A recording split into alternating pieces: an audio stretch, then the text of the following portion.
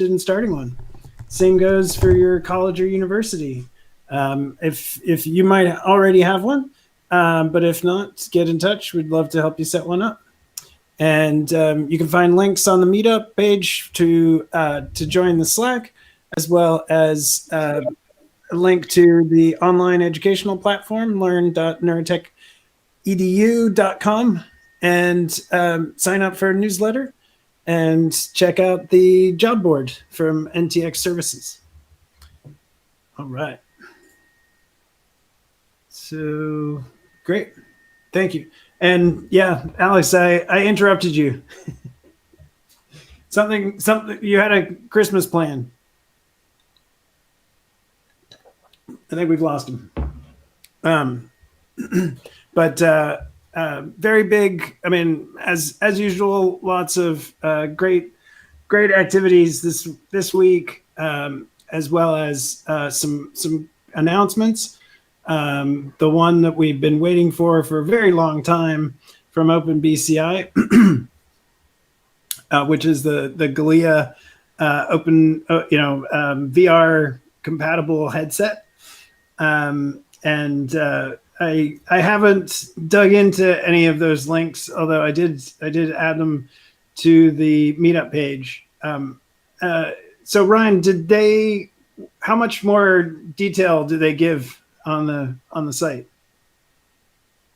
I can't. You're muted, I believe. Yeah. Yeah. So, I did not find much more info on this webpage. It's just a splash screen. They did talk a little bit about it in a article that came out earlier today. Gotcha.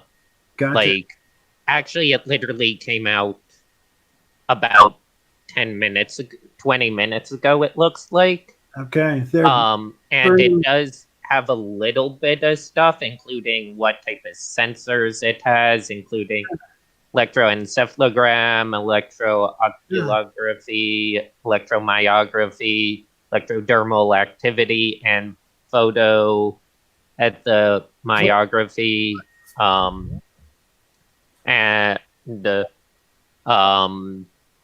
It's very exciting to see this. This, I am guessing, is what the headset looks like. Sure.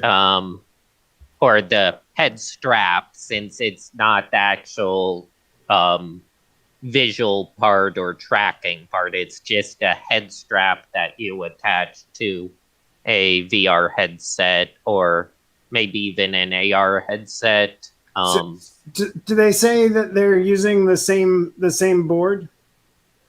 I was not able to find if it's using their exact which board they're using, because it sounds like this might be its own board, because of like how it's built into this head strap. You can see that it looks like the board is up here in the top of it.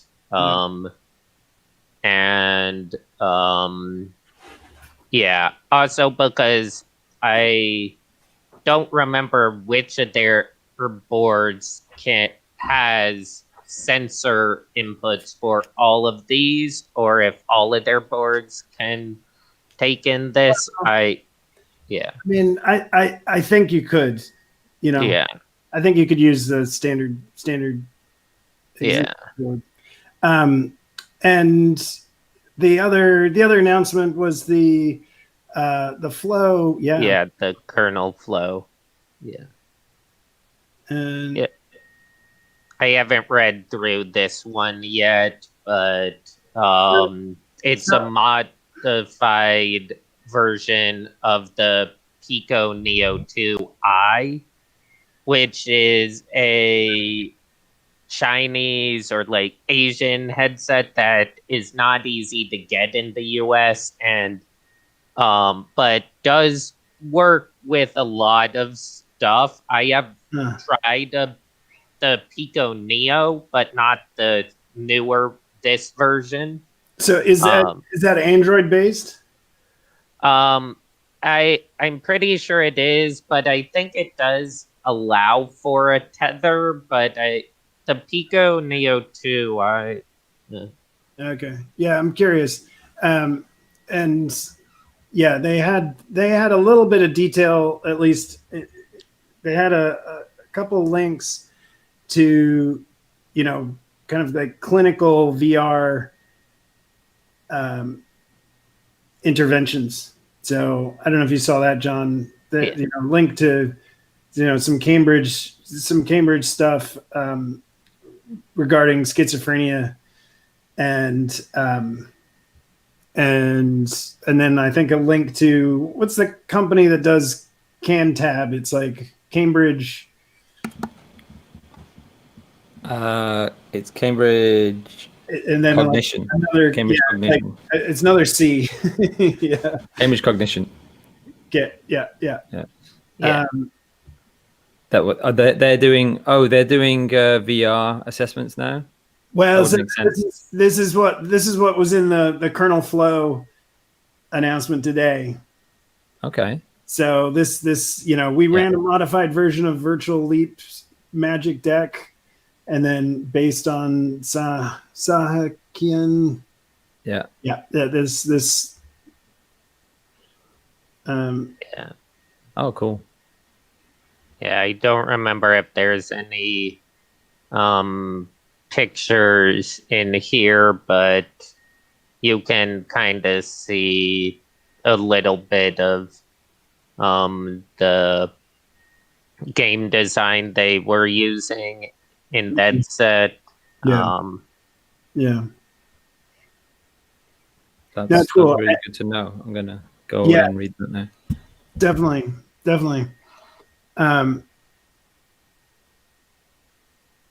And then so this is yeah, they had a video. So I wonder if that is actually how they is it going to say? No, it's not going to say multiple days. Okay.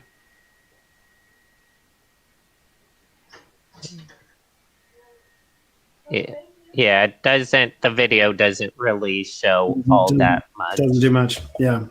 Well, anyway, great stuff to follow up on. Hopefully, now that the announcement is out, we'll perhaps be able to get some more details from OpenBCI.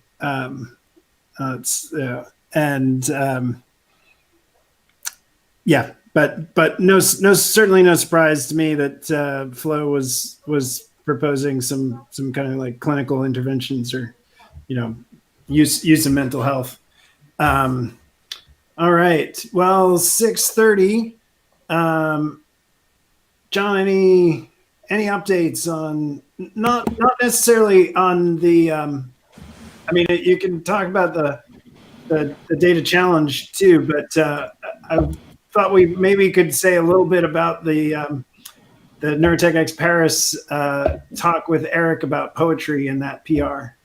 Yeah, sure. I mean, no other major updates really on the projects or on the repo, but we had this discussion earlier in the week about package management using poetry, which is it's not super new, but it's one of the newer and, according to people whose opinions I respect, better approaches to package management with Python. So we had Eric, who's amazing, coming in with some sweeping revisions to how we've been doing things with just straight up, requirements.txt and pip install. And so we kind of got him to give us a tutorial about it. I'm not sure what more to say that there is. Like, there's a lot of under the hood stuff, I think, with poetry or not so much under the hood, but like in the weeds things around how chains of dependencies are managed. Yeah. That I couldn't give a full explanation of, but I understand that that's like what they're trying to do better. We haven't decided yet whether to move over to poetry for the primary management. I think you can use a kind of hybrid approach in principle, but do you would that be worth doing? Is a reasonable question to ask, because then you're kind of trying to do two things at once. Yeah. But I'm still kind of looking for opinions from people who are high-end Pythonistas and Pythonistas as to what their take on switching to poetry for package management and for versioning is. Like, should we do that? Is there any reason not to? Is there any definite reason to, if you have a relatively simple project, which is one of the things that came up as well. Right. We're not. I mean, we have CyclePy, which has its own, has quite a large amount of dependencies, and obviously Matplotlib has a lot of dependencies as well. But and actually, one of the things that breaks quite often is Matplotlib.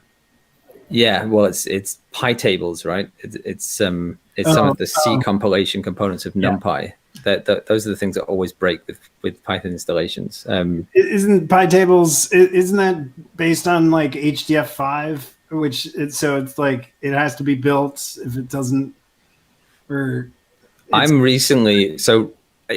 It's actually I feel a bit bad, because I think my issues with using the poetry, testing out the poetry PR seem to have coincided with something going on my machine that I haven't quite figured out what, but it's something around my Anaconda version that has it's killed all installations of PyTables.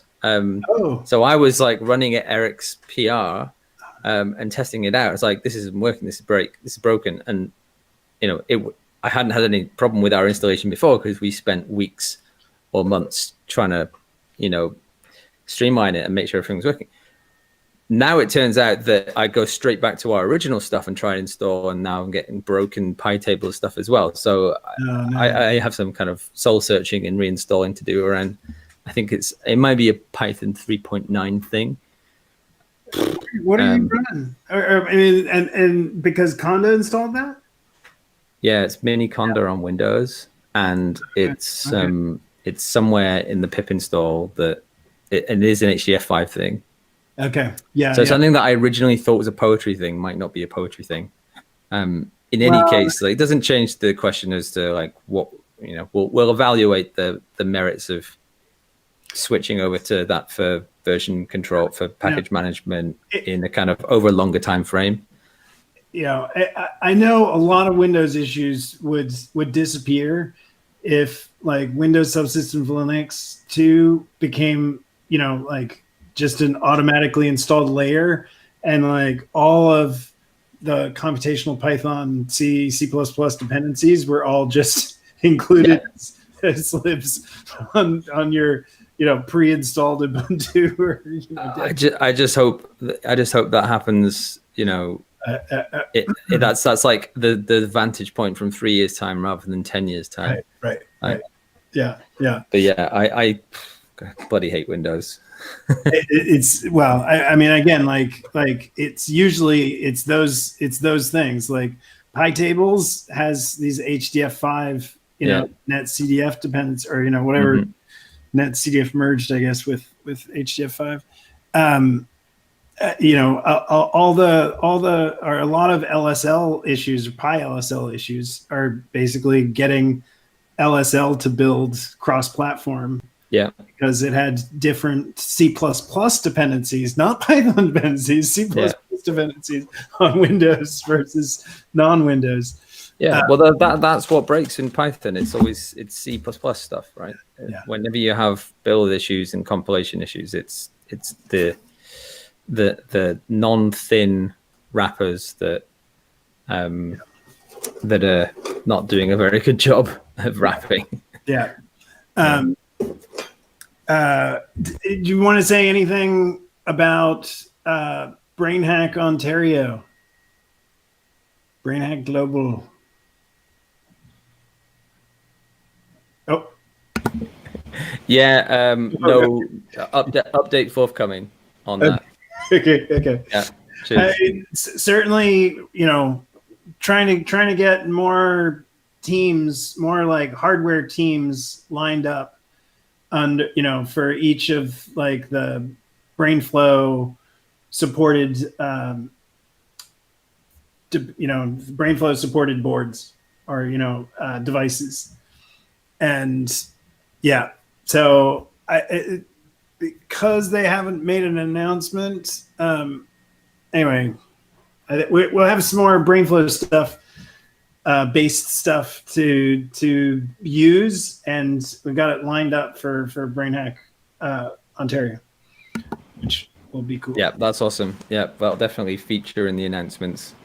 Okay. I've got I really want to get it done this week, and like my to-do list always kind of pile up at the end of the week. Don't worry. No, I can get it out by end of tomorrow, and then I'll have a good weekend. I'm certainly, certainly a problem here in the States is that everybody's trying to get stuff done this weekend, because next weekend it's going to be, well, hopefully nobody's traveling, but I'm not. yeah, no, we're not. There will be announcements. Cool. BrainHack info, projects, people. Yes, it's coming. It's coming. Bear with me. I want to, because I'd like to invite some people who've got emotive devices. Yeah. So I was going to. Yeah, sorry. You have that figured out? Go ahead. Well, I was going to post on the Scikit Slack. So Sci spelled CY, and so this is like, I'm not going to call it the Muse LSL, but it's like, in the sense that like they're not focused on the LSL part, but it's like how to access the device directly, or as directly as possible when. I assume reverse engineering, and talk to a couple labs, or at least grad students in a couple labs that have emotive devices that maybe could be, some of our like give them Scikit and see if they can just get it running directly into Python, as just a starter, for then trying to figure out, what's the best way to, add a new interface. Or so what does that tool do then? Scikit, is it doing what? Is it streaming on LSL? Yeah, well, it gives you a way to get data into MATLAB and Python, or certainly it's Python first, and yeah, that's its goal. Okay. And was there another device? Well, and I've been playing with the. I can share. Oh no, I can't share. I can open up. I got Project Amber's viewer running. Let me just. So do you remember this? This is the Google X, DeepMind project. They're like, they gave you a hardware software stack. What's it called? X Amber. Hi, Morgan. This is Santosh. Sorry, quick interruption. What were you talking about? The Scikit for emotive? Where is that? Can you share details on that? Thank you. Yes. Absolutely. Oh, and so while I'm just getting this running, if there's anybody new here, if you wouldn't mind introducing yourself and telling us what brings you here.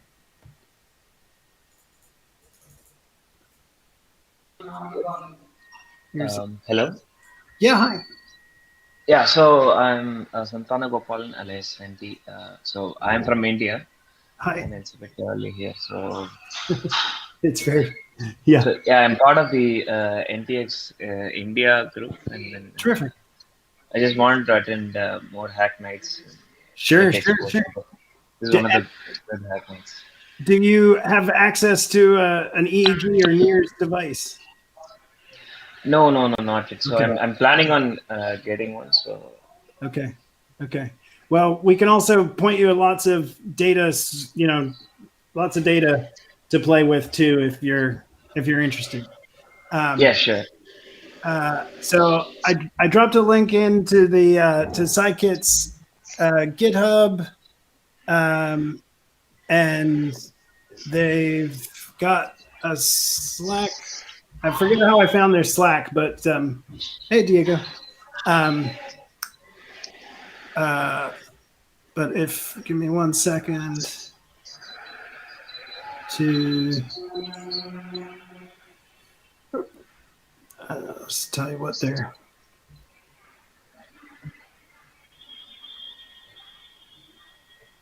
So I was just waiting to get a link from you, John, before I post something in their Slack, and it is.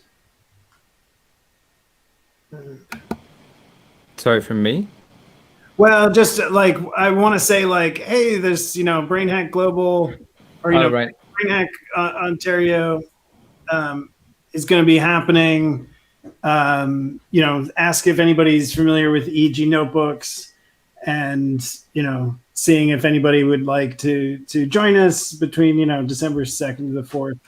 Yeah, I think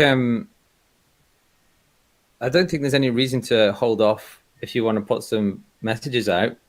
And the message is just like, you don't need to talk about Brain Hack Ontario per se. It's Brain Hack Global, and sure, we're doing a thing with EG notebooks 2nd to the 4th.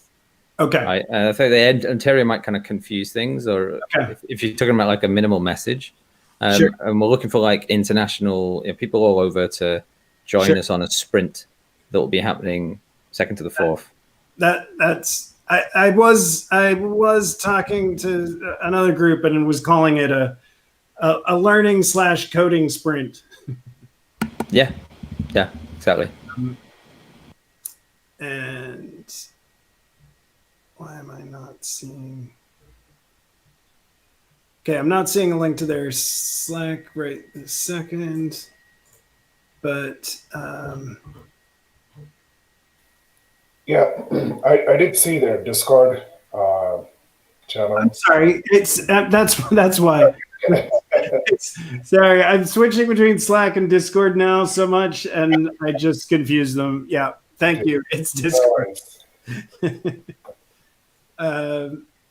And give me 1 second, just to.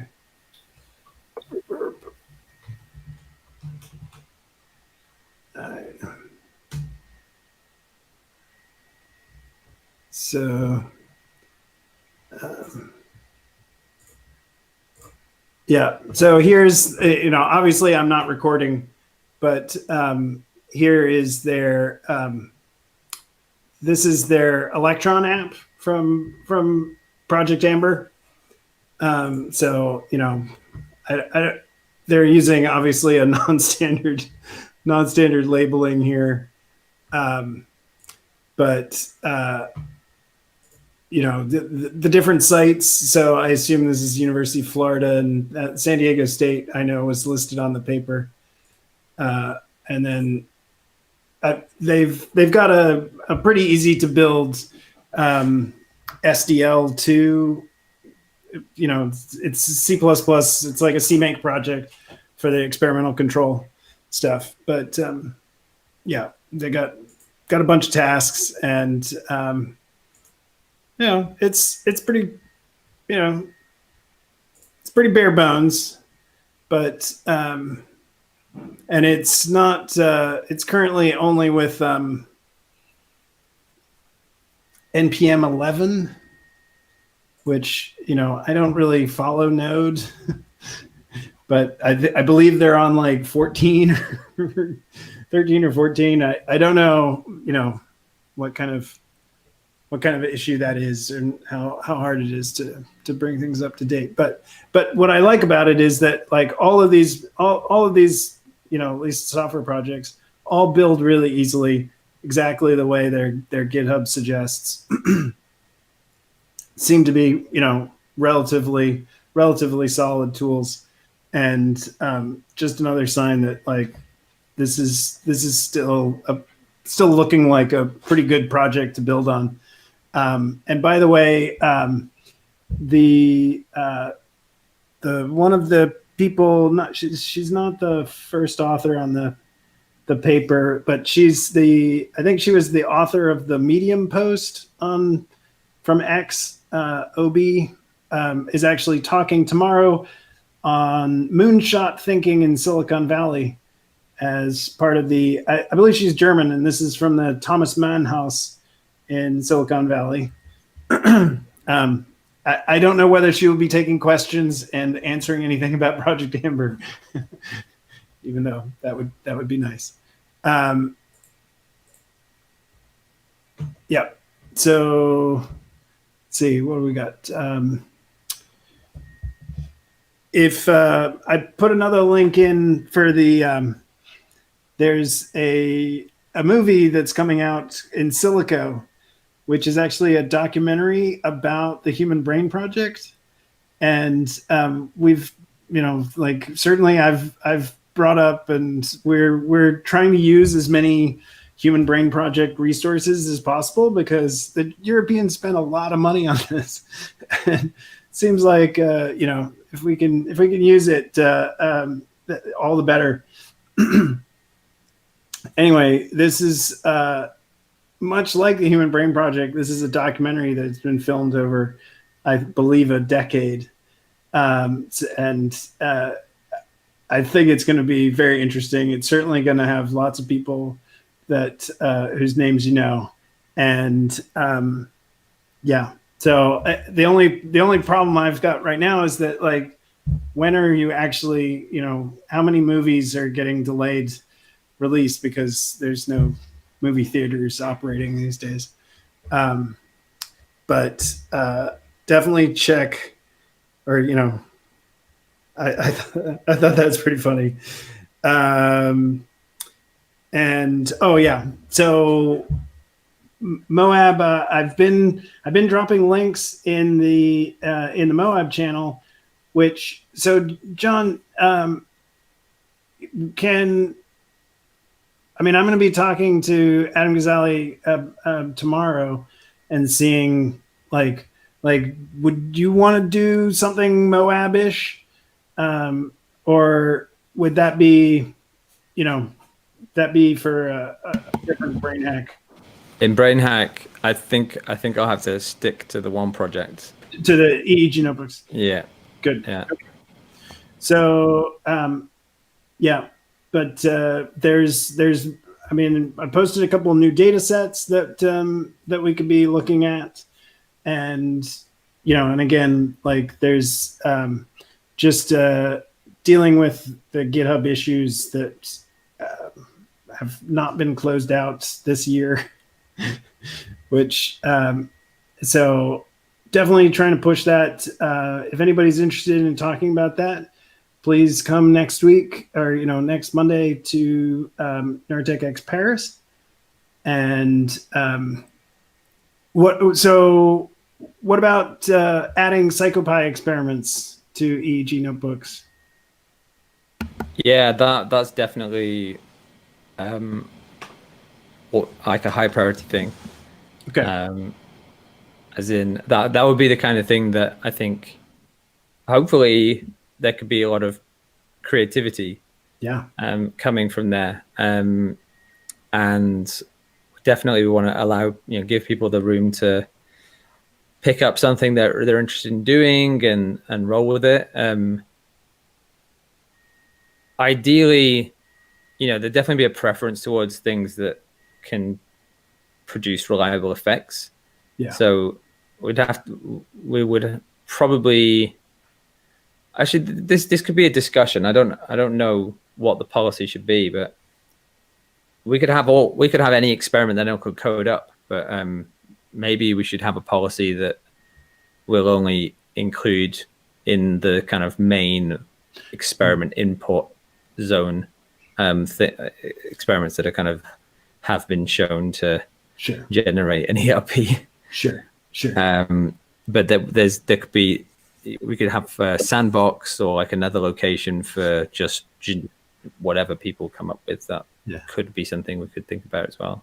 Yeah. What do you think of was it Igor's DSL for generating experiments? Oh yeah. I thought that was a really cool idea. So I guess for everyone else, like there's a guy from, I can't remember where, was it somewhere in France or somewhere in Germany?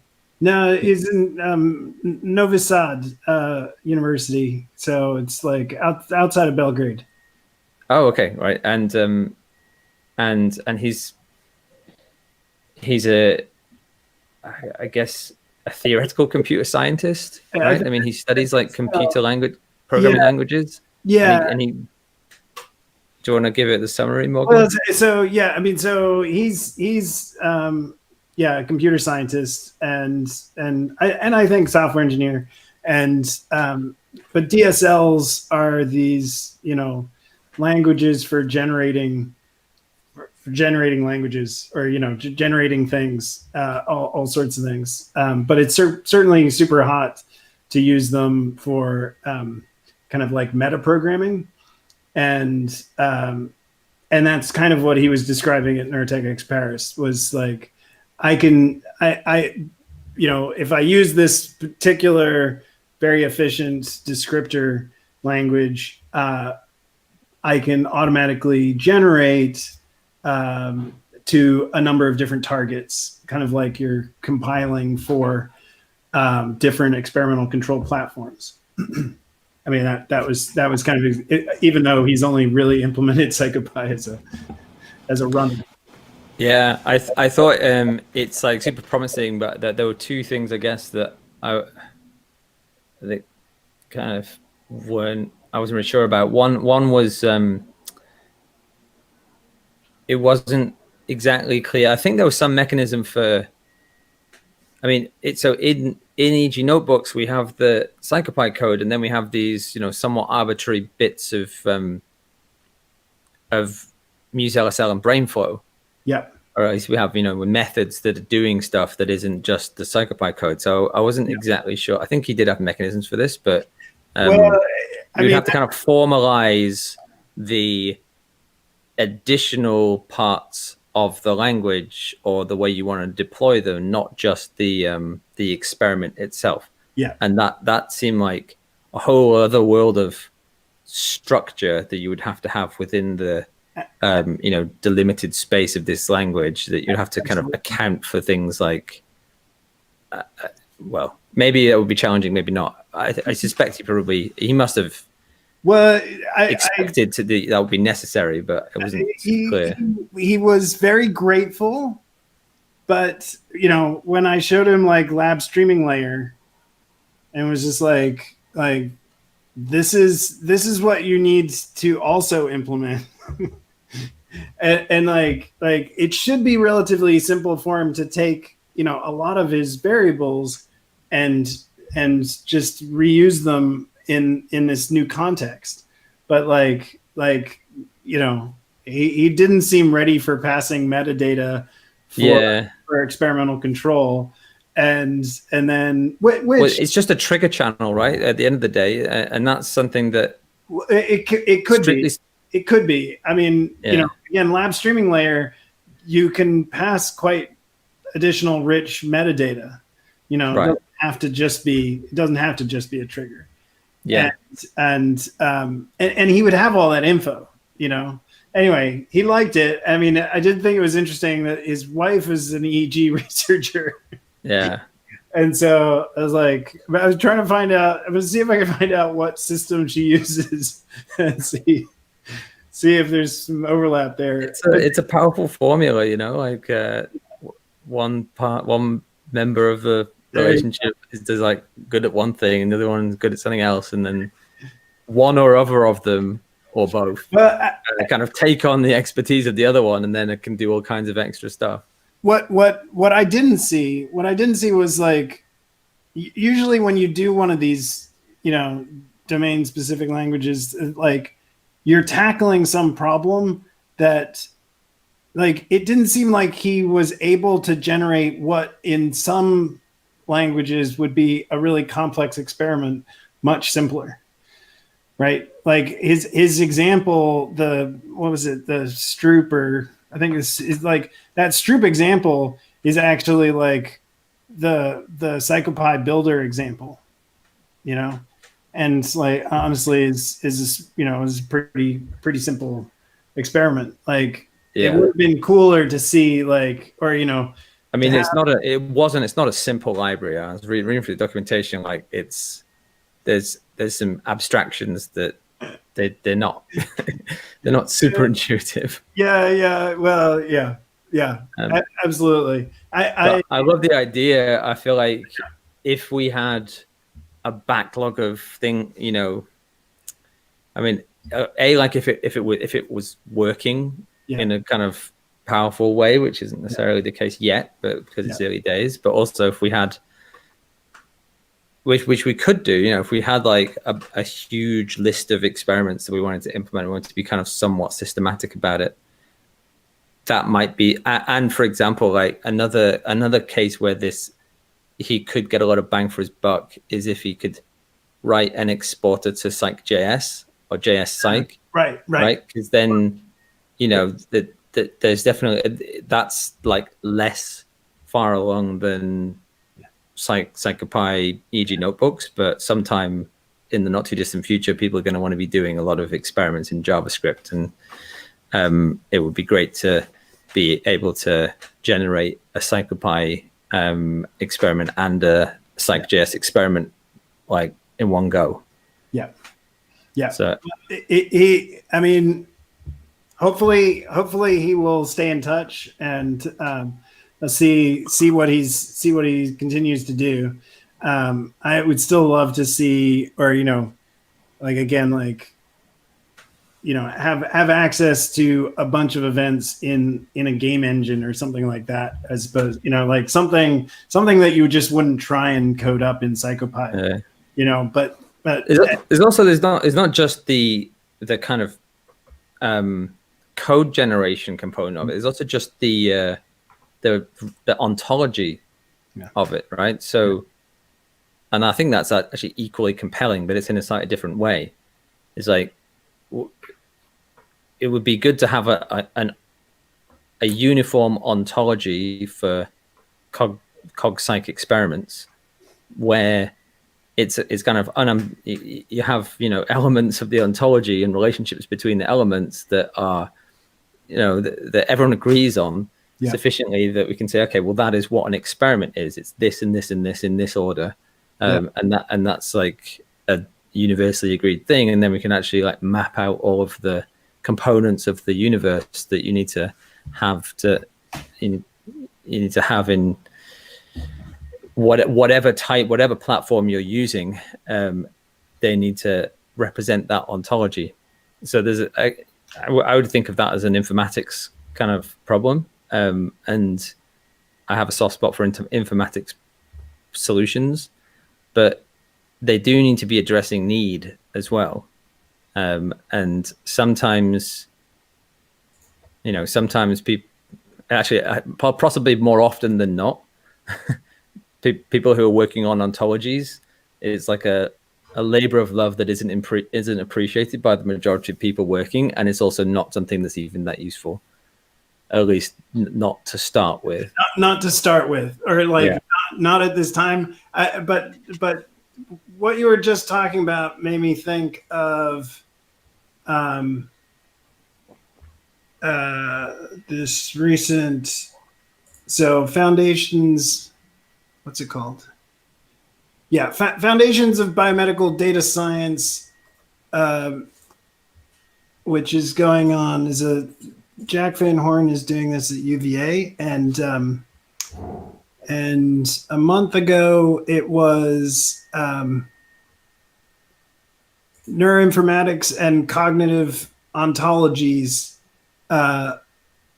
Is it Lucina Uden? Or am I here? Oh, right, for network terminologies and stuff. Well, she's here. I put in the link. I mean, you know, it was also somewhat building on like Tal Yurkani's stuff. I mean, like definitely like, you know, cognitive science ontologies. Yeah, well, you know, the one that I really love still, and I think it's kind of a bit of a dead project, but I don't think it was ever appreciated in its time, and it still isn't, is Cognitive Atlas. Yeah. So I think she talks about that, or, you know, I had a bunch of references from that that I wanted to follow up on. Yeah, I think I bookmarked a bunch of the stuff. rationale behind that. So, you know, sometimes we don't spell things out entirely, but the point is, it's kind of obvious actually if you have a quick scan on the link. So this is cognitive science and cognitive psychology, but basically you pick up a cognitive science or a cognitive psychology textbook and there's lots of stuff in it, but there's a bit of variation in exactly the terms that are used. You know, it's not like, and it's all linguistic, it's all words and concepts, it's not equations. So that there is a kind of a need to rein in the redundancy or the multiplicity of terminologies in their use in cognitive psychology, because otherwise you could have like so and so is doing research and he's talking about I can't think of a good example of something that people have two names for, things like attention, attention and like visual. Some people who work on attention and some people work on vision, and there are things that are in things that you do visually that some people will think of as an attentional process, and some people just think of as a visual process. So you can have like people who are doing, they're even using the same experiment more or less, but they have like different words for the same thing, and that's not good. So the point of the Cognitive Atlas and kind of ontologies in that area is to try and, you know, come up with some uniform terminology, but also it's not just the words, it's the it's how you use them in a an ontology, but where the key components of the ontology are concepts, tasks, and they have concepts and tasks basically. So it's like things that exist, say like theoretical constructs about how the mind works, and ways that you measure them, and the mapping between the two. I mean, certainly, you know, like what you see in biomedical science, you know, is a lot richer and you know, and because it's so complicated, like there's like people who are spending their entire careers working on, you know, sorting out these massive standards. But I just wanted to also drop in. I mean, somewhat related to this is Tal Yurkani and Jonathan Cohen are trying to, you know, like you kind of mentioned, trying to operationalize these ontologies into computational neuroscience. So this like merging of ACT-R together with, you know, other computational modeling with these cognitive ontologies. Yeah, well, actually, so I was actually on the call for the component of that project that they were announcing, with the new one, which is they're looking. It's actually Jonathan Cohen's leading it, but they are trying to come up with I think I may have mentioned this on a previous call, but anyway, they're looking to come up with a systematic way of representing models. Yes. computational neuroscience and ML. Yeah. And a uniform like model description language. Yeah. And there are some candidates for that already. I can't remember what the name of the one that's used in ML is, but there's one that's somewhat widely used. There's definitely some computational neuroscience ones. Yeah. Somewhat off of Human Brain Project. But yeah, there's LEMS is used for, I can't remember what it stands for, but you can specify neuron models and morphologies and things like spiking networks in LEMS. I think it's a XML type description language. And then there's NeuroML, which achieves a similar thing. But I think with what they were aiming for with the model description language was a little bit more. Well, they definitely want to incorporate some of the execution components, but not at a low level. But they want to be able to say, this is a model. I mean, it's taken. Think about an ML model. Think about a neural network. But didn't they talk about ACTAR as well? Yeah. So exactly. Yeah. So that's part of it. And that's. I mean, it's like, and those ACTAR models are like very high level concepts. Yeah, they're drift diffusion models. They're what are they called? What's the other word for drift diffusion models? I don't know. I mean, not like some sort of active inference or. No. But it's the same type of thing. But it's a type of phenomenological model for decision making that includes the drift. Yeah, so it's like it's a name of some people. Oh, I mean, Rescola Wagner. RW. Yeah. So they're trying to bring that in, but they're also they took people like me and Randy who are doing computational models of brain organization, and that would include like LEMS and NeuroML. Okay. And there are some ontologies and kind of model description languages in that area. And then there's the psychology, and then there's non-neuroscience machine learning data model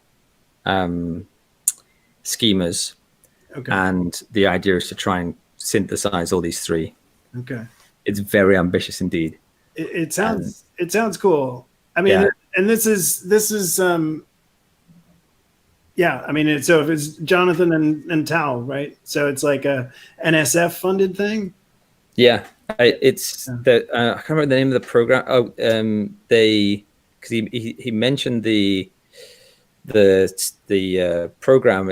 It's an NSF thing, and it's a particular NSF program where they're very hands-on. Oh, really? In that it's the Convergence Accelerator program. That's what it's called. Yeah. Okay. NSF Convergence Accelerator, and so they're interested in ambitious projects that will accelerate convergence, and promise to do kind of big things or attempt to do big things by getting people together who otherwise wouldn't have anything to do with each other, but have some kind of common interests to be served by some development work. So I think they'll be kind of on his case, just kind of making sure that it follows through, which is it's good motivation to to kind of do the follow up from the discussions when you get the experts in the room, which is always the hardest thing to do. Tal's always had a talent for these, like, really, using big data and ontologies in a pretty, in a great way. I mean, like, isn't he behind Neurovault and what's the other? Well, it's related to Neurovault.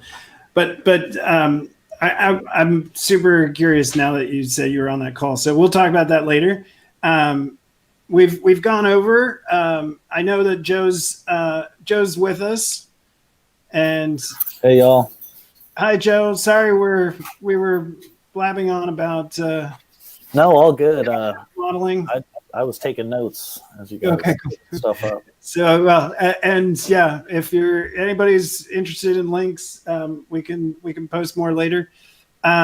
So Joe Crew is joining us, and Joe, I know you. I think you did your grad school at USC. Is that right? That's correct. Yeah, University of Southern California in Los Angeles. Right, and then you were working at Advanced Bionics. Yep, Advanced Bionics. And they are a big company, aren't they? I guess so. I guess what do you mean by big? I think they're multinational. Yeah, they have a parent company who's makes them multinational. Okay. Basically, Phonak, the hearing aid company, bought Advanced Bionics. But for anyone who knows, you don't buy the company; you create a holding company that buys right. the company. So Sonova Group owns Advanced Bionics, but for anybody who's familiar, Advanced Bionics was originally an Owlman project. Good. It was offshore tax haven. Sold to Boston Scientific, who kept it, I believe, for their spinal cord pain product. And then I heard that someone made the joke that Owlman, how good of a businessman he was. He bought and sold his own company 3 times. Oh, sorry. This is the person's name, not Isle of Man. Sorry. Yeah, Owlman. Excuse me. I thought you meant it was an Isle of Man based company, which there are a lot of. They're mostly in financial trading. So what's his name? The guy's name is Owlman, Mann. He's a big, he's big in the biomedical device industry in Southern California. Gotcha. He's a big part of USC network. Gotcha. Well, I wanted to bring that up just in the sense that like these cochlear implants, we've brought them up just in talking preparation for the Neuralink presentation. And some of that was like the history of brain implants, and cochlear implants are really the kind of the pioneering brain implant, certainly in this kind of neurotech, restoring function. I certainly think so, and that's and that they're a big bit, I mean, one thing I was really taken by in that paper was the author saying that like even just in Germany that like 1 million people could actually use these. Yeah, still open market thing. Right. Yeah, it's really interesting. It's only recently that the otolaryngologists and audiologists and whoever all put their heads together and said, okay, if you're profoundly deaf and are in this particular way, cochlear implant is the standard of care for you. So that actually just happened just a couple months ago. Oh, really? Okay. So yeah, there's a lot of people that could get a cochlear implant. I mean, when I was working at the Advanced Bionics, one of the things was, we could grow our sales like 5 times over if we just got more people, that were deaf to say, hey, this is something I could get. So. Well, I'll turn it over to you, but I've got follow-up questions about that in terms of what's holding those people back. But let's give us an introduction to these implants, and I'd love to know more about what you were working on. Sure. So thanks for having me, all. My name is Joe Crew. Like Morgan said, I got my PhD at the University of Southern California, and then went to work at Advanced Bionics. I'm going to go ahead and... Yeah. Let me know if you've got any... I'm going to zoom in. All right. And I think here we are, huh? There. Perfect. Okay, so I'm going to keep this pretty loose. Feel free to just interrupt at any point, ask a question at any time. I'm going to generally talk about, what Morgan just said. Cochlear implants is really, I think, the only device that is considered to be like an actual effective restoration of a sense, and not just some kind of cool thing that holds promise. At the very end, we can talk about other modalities. I have a friend that worked at Second Sight. I have multiple friends that worked at Second Sight and worked in the labs that eventually Second Sight came out of.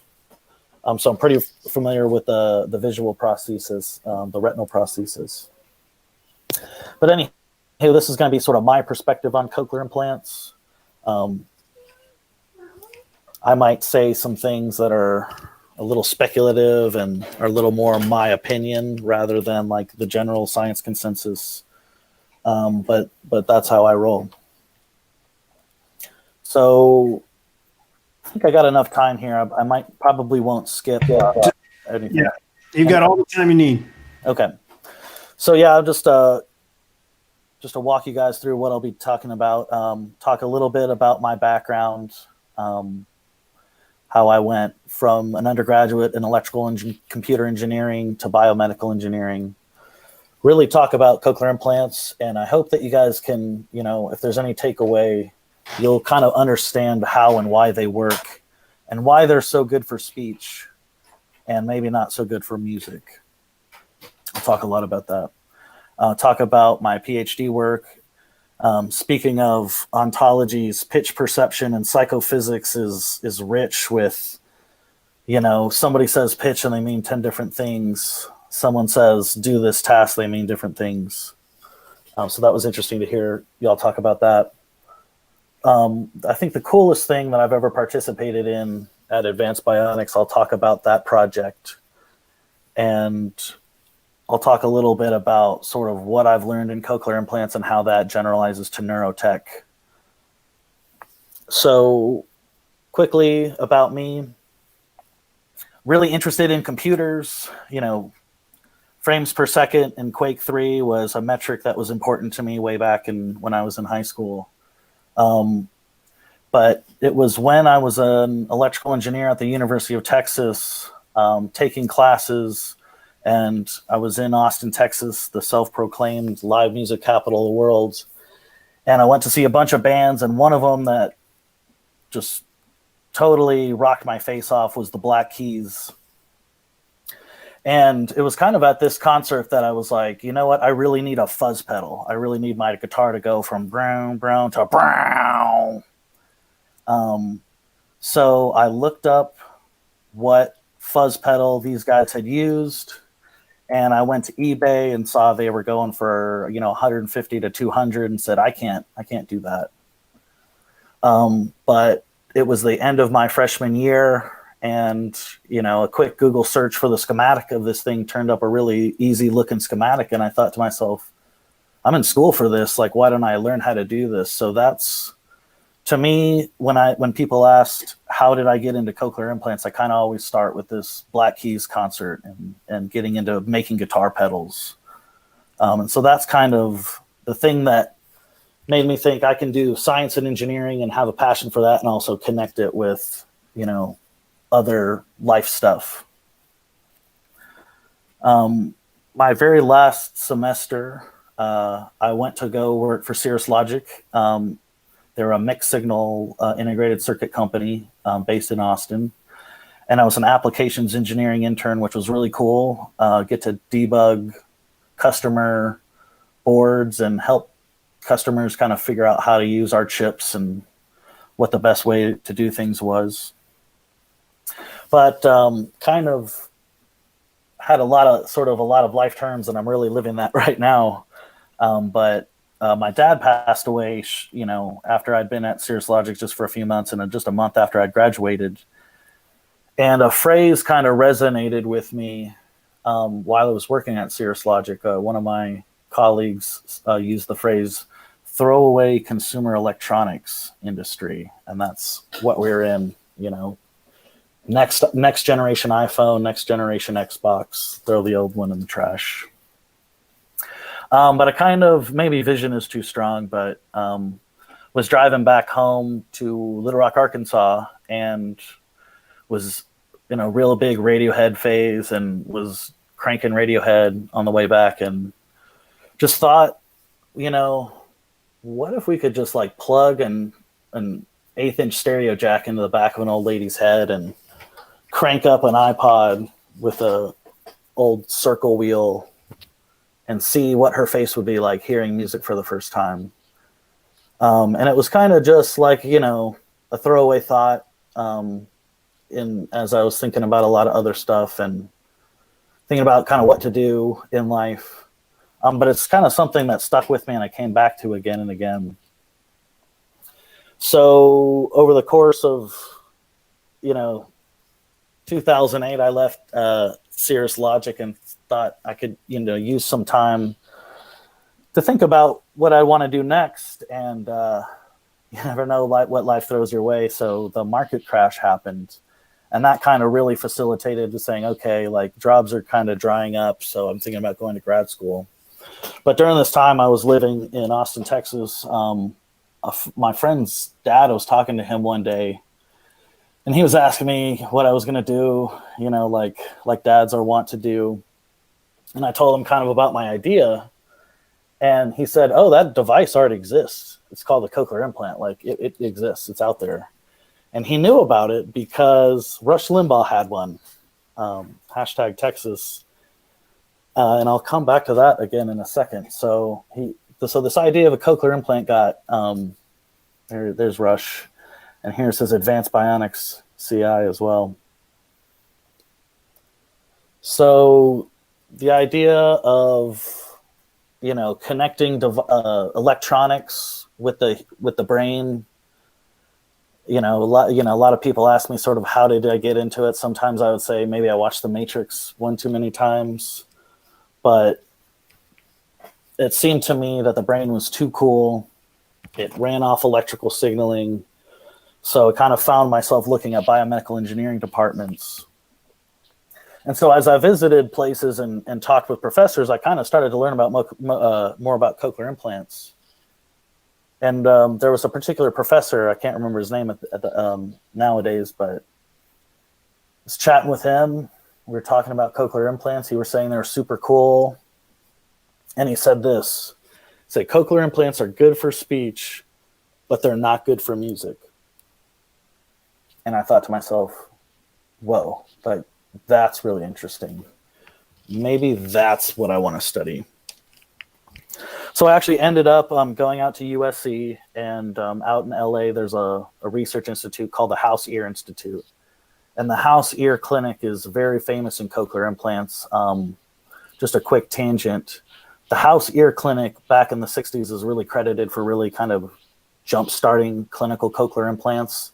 And there was a clinician scientist, or maybe he was just a clinician surgeon, but his name was Bill House, and he started implanting cochlear implants in children with the idea that, hey, it can help them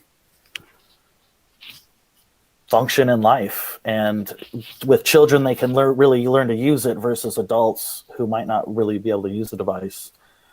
He was called a villain.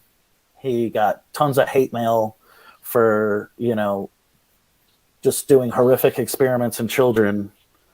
And what he was doing is doing the first cochlear implant surgeries in children. Needless to say, now he's sort of a legend, and that just goes to show you. But anywho, I was walking around House Ear Institute meeting with the researchers there, and they were affiliated with the University of Southern California. And they said, we're doing music and cochlear implants, so if you want to join, we'd love to have you. So that's kind of where I ended up, at House Ear Institute and the University of Southern California. So anywho, enough about me. Before we get into a cochlear implant, we just have to talk really quickly about the normal working auditory system, how sound goes to your brain. So we've got the outer ear, which is your ear flap, the tympanic membrane, the eardrum, that's considered your outer ear. We got these middle ear bones, which are the smallest bones in your body. They actually are really an impedance matching network for this tympanic membrane and this fluid-filled cochlea. You're going from an impedance of air to an impedance of fluid, so there has to be some kind of impedance matching for the mechanical people here. Cochlea is where the magic happens. We'll go a little more in there, but the fluid moves back and forth. It triggers action potentials to go down the auditory nerve.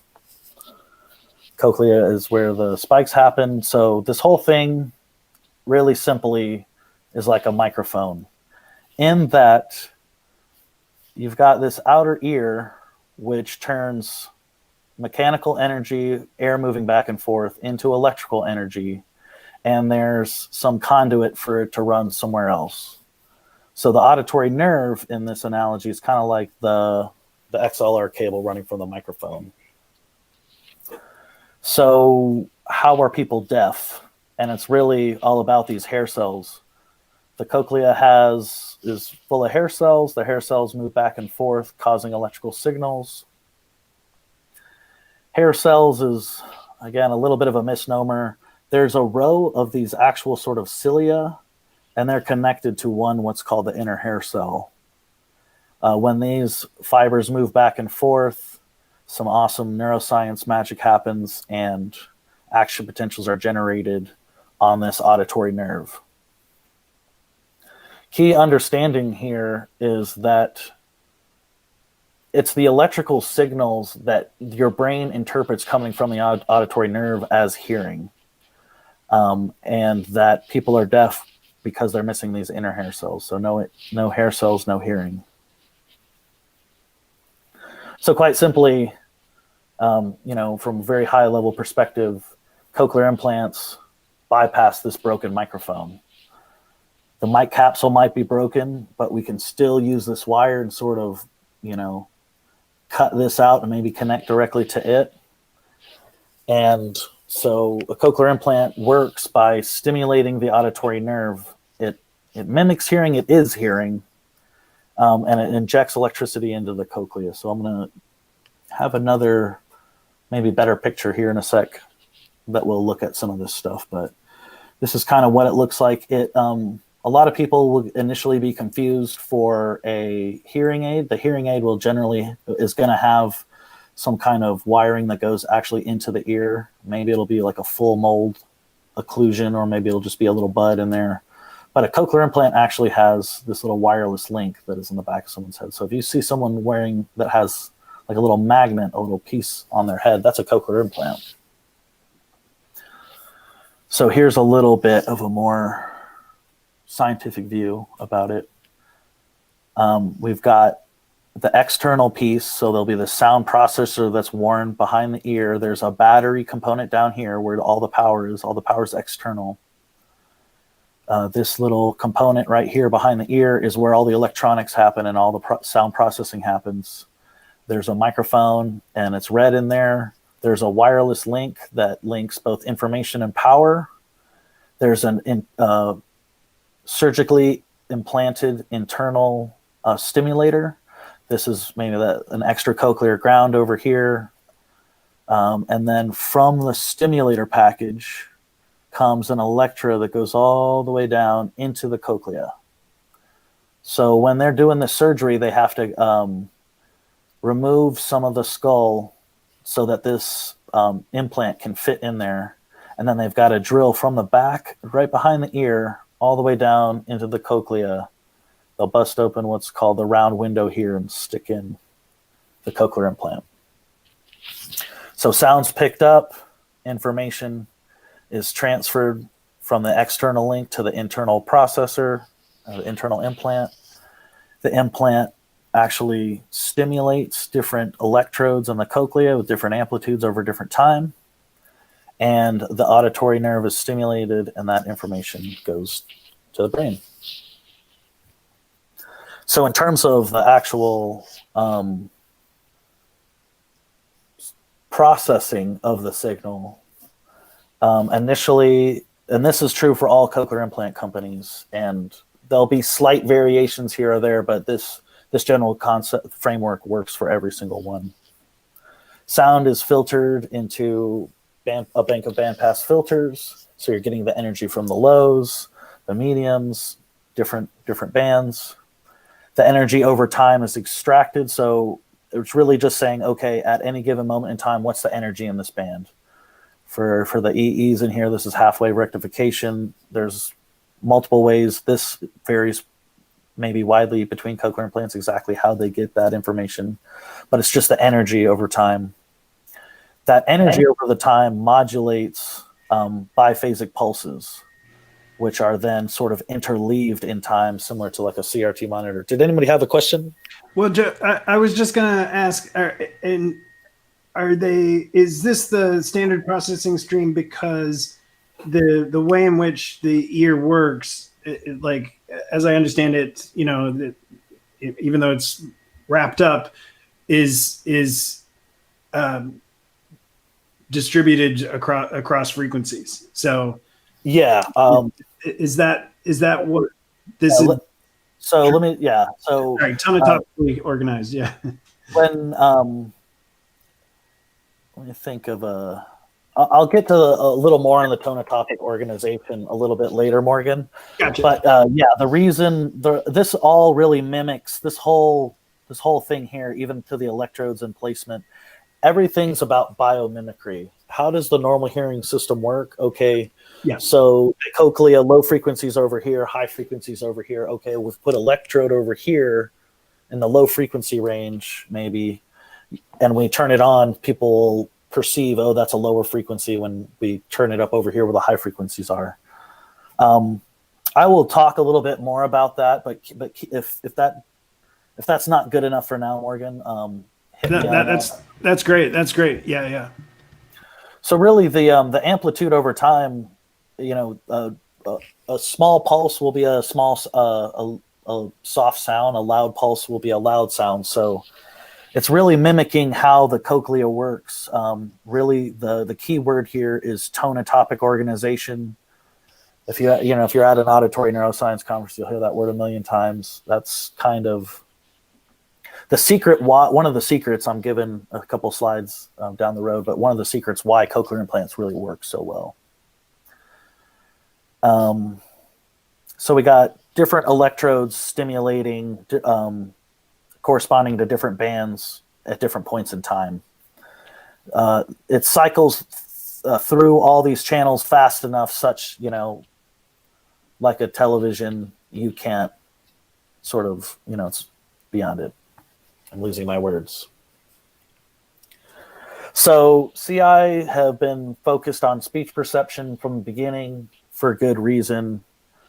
The coolest thing to me, and this is why I think why cochlear implants should be studied in the neurotech space, is because they're so successful. And so now when someone's, prescribed a cochlear implant, provided they don't have anything else, a big red flag, a comorbidity, it's an expected clinical outcome that they're going to get speech understanding. And for anybody who's watched these activation videos, they're the best, and it's kind of why it's all worth it. Can you hear this? Do y'all hear that at all? No. Shoot. Well, then.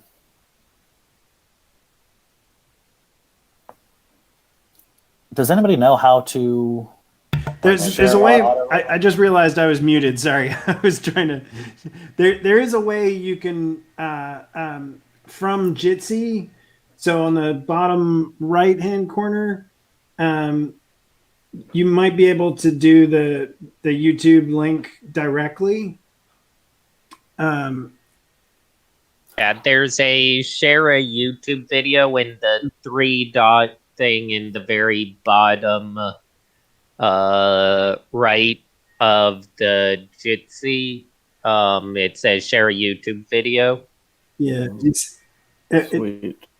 Yeah, and if you put the link in. Yeah. Let's see what I think this was called, like Joey's activation video.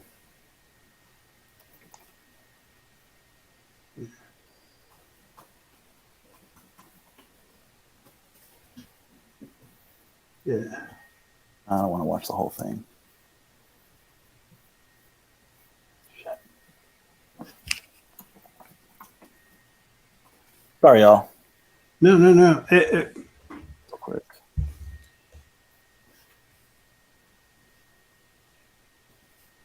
And this is advanced bionics theory. There you go.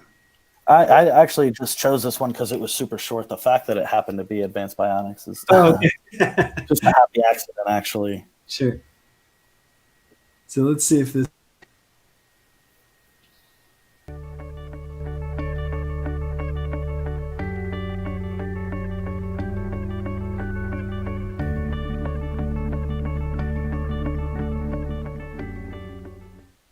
Blue. Orange. Red. Black.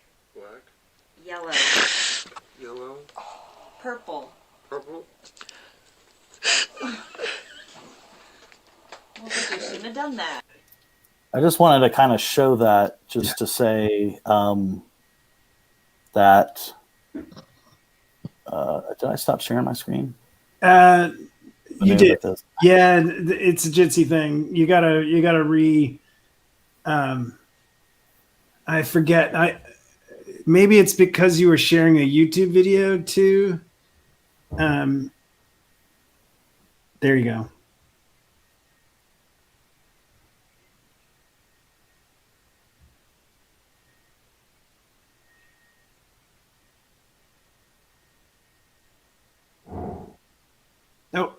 Oh, you're muted. Yep. There we go. Sorry about that. No. Thank you for sticking with Jitsi. I do have some audio clips, and that's a little unfortunate. Is there a way to share audio through this or not? Well, Could you not just play it loud, and then we could hear through your microphone? That could work. You can try. Whoops. I'll try that when it gets a little closer here. Whoops, don't want to do that. So, why is it that speech does work for cochlear implants? It seems like, there's the cochlea. It's been studied through the 60s. Somebody got a Nobel Prize for that work about the basilar membrane and the mechanics involved in that. But it was thought for the longest time, it's a super complex, delicate thing. If you look at what's going on inside the cochlea, there's so many different types of cells, so much going on. And, there's estimated about 3,000 of those inner hair cells. And you're going to try to replace it with 10 to 20-ish electrodes. It was thought back in the 60s that there's no way it'll ever work for hearing. Absolutely not. No way, no how. And, in some ways, you can make the visual analogy of it's pixelated sound. But, cochlear implants work, and they work well. Well, one of the reasons they work well is the cochlea is a really good organ to stimulate electrically. The tonotopic organization means that your really way of being selective in neurostimulation really is only proximity. So the fact that different places in space correspond to different frequencies is one of the really big reasons cochlear implants work so well. It's also really big, and I'll show a little picture of that here. This is kind of a cross section. This is a little bit of an electrode going through. There's these huge, by electrode size cavities, fluid-filled cavities, where you can just stick an electrode array. And it sits there. You can use huge electrodes because the tonotopic organization is pretty well spaced out. So it can be totally wrapped, have the immune response go on, and that really doesn't seem to be a problem. One of the things I'm going to talk about just next is that The other, and to me, this is probably the biggest reason why cochlear implants work so well, is because speech is really an abstract pattern. You could really make the analogy of typing out words in a pixelated image and stretching it and doing all kinds of things. You could probably make out the words pretty well. And then the last thing, and this is where there's really hope for all types of neurobionic stuff because of this thing right here. The brain is incredible in how it can reorganize itself to get something that's completely alien, that it's never heard before. And then people say in about a year, it sounds completely normal, which is nuts. So speech is an abstract pattern that we learn over our lifetimes. We practice it all day, every day, essentially. And we get to be really good at identifying patterns. I think the brain is basically a really, as far as senses go, really good at pattern recognition. So I can show this heavily pixelated image, and if you'd never seen it before, you probably would have no idea, but probably, I'm guessing, if not 100% of the people on this Zoom call or Jitsi meeting know what this is. Yeah. Yeah. And so that's the same thing with speech. So my PhD advisor wrote a bunch of software. One of them is called Angel Sim, and it simulates a cochlear implant. You can record your voice. You can load sounds, load music. And what it does is it goes through this whole process right here.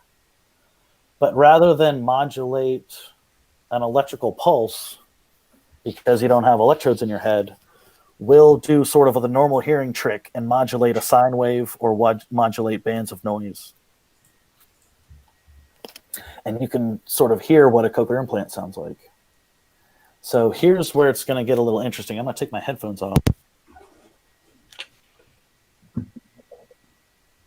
and turn this up as loud as we can.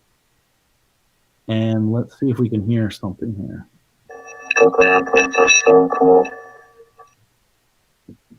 How loud was that? Was that audible to anybody? It was definitely loud. I don't know if I made it out. It sounded obviously very tinny. Yeah, so I could hear it. Okay. But let me play it again, and it's me speaking, but through the cochlear implant. I'll play the original, and then I'll play it back again, and you'll probably be able to hear it better that time. So. Yeah. Okay, so here's what I said. Cochlear implants are so cool. Could y'all hear that? Is that working at all? Yeah. Yeah. All right, so now let me go back to this. Now that you know what I said.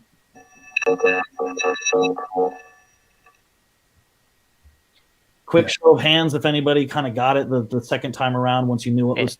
Or I got it the first time, but I'm used to listening to sounds like that, speech like that. Nice, yeah. So you're used to listening to vocoded speech all day. So yeah, I'll play it. Go ahead. Oh, just a question. How many channels is that reconstruction? This is 8. Oh, okay, cool. Yeah, it's pretty clear for 8. Yeah, cool. Thanks. Yeah. Well, that's the thing, actually. Let me play a couple of these, and I'll go back to putting my headset back on. But all right, let me play the original. So Something swam in a tank. Yeah.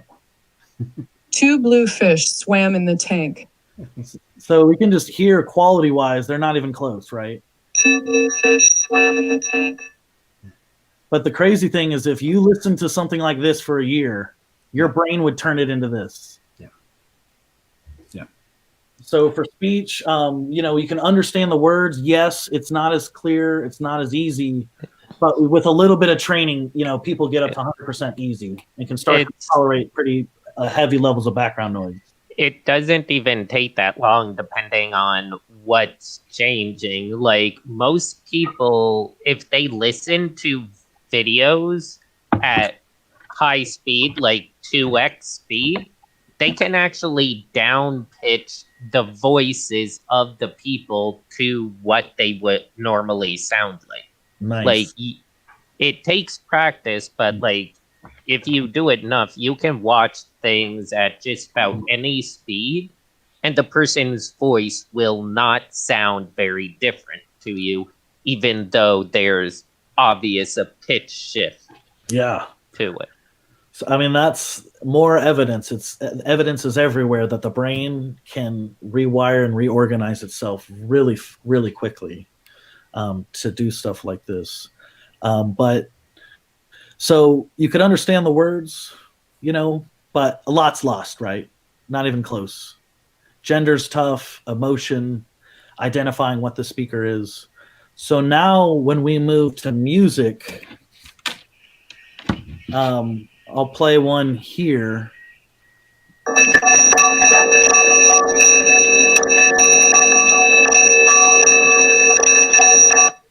wonder if I'm clipping my mic there too.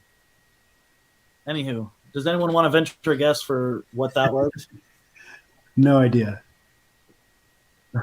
I'll play the original here, and then we'll go back to it. Because I'm happy, clap along if you feel like a room without a roof. Because I'm happy, clap along. Right? Yeah. So let's go back to it and suffer through it.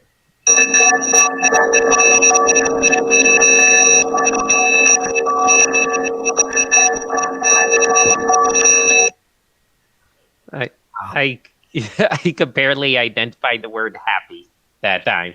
Yeah. We're also going through, going through these Mac speakers into the microphone, and so I'm gonna go ahead and hold off on the other one. But as you can tell, maybe the words, maybe if you really listen closely, the timing actually gets through. Yeah, it's very faithfully represented. But this is where the music falls apart, is any kind of the instruments, melody, polyphony. Music is about the fine details. It's not some abstract pattern. It's, the information is very much associated with quality at the same time. So, music and speech, very different things to think about. So just to kind of, give a quick little recap here so far, but cochlear implant's good for speech understanding. Now, I haven't mentioned this, but in quiet, when you start to have multiple speakers, when you have to have background noise, the speech understanding can fall apart very quickly. And there's, certain sort of aspects of music, musical cues, information in music, if you will, that's pretty faithfully represented. The timing of the rhythms represented. This one, you might say, what? Identifying instruments. I guess this is more, from the very academic side. When you're thinking about all these different music tasks, I could point you to some older music and cochlear implant papers where, can they discriminate between different rhythms? Can they discriminate between these different instruments? Can they discriminate between these different melodies? And, actually instrument identification, depending on, how you're choosing your stimulus space, they can actually do that pretty well. But, they really struggle with sort of pitch, melody, polyphony, any kind of complex chords, anything like that. So, I'm not going to belabor this one too much, but pitch perception is 40 years of just people arguing in the dark about kind of nonsense sometimes. Like, go read some of these old pitch papers, and they're modulating these bands and saying which one's higher. It's like no one ever going to hear that. So it kind of became important to really hone in on sort of a better way to quantify pitch perception. So a beep and a boop, which one's higher? Totally fraught with all kinds of confounds. some kind of three alternative force choice comparison test. Okay, beep, boop, beep. Which one's different? Identifying familiar melodies. Okay, are they familiar? How are you able to sort of have control over variation in pitch and use that to quantify sort of resolution? All have their limitations. Discrimination is not identification.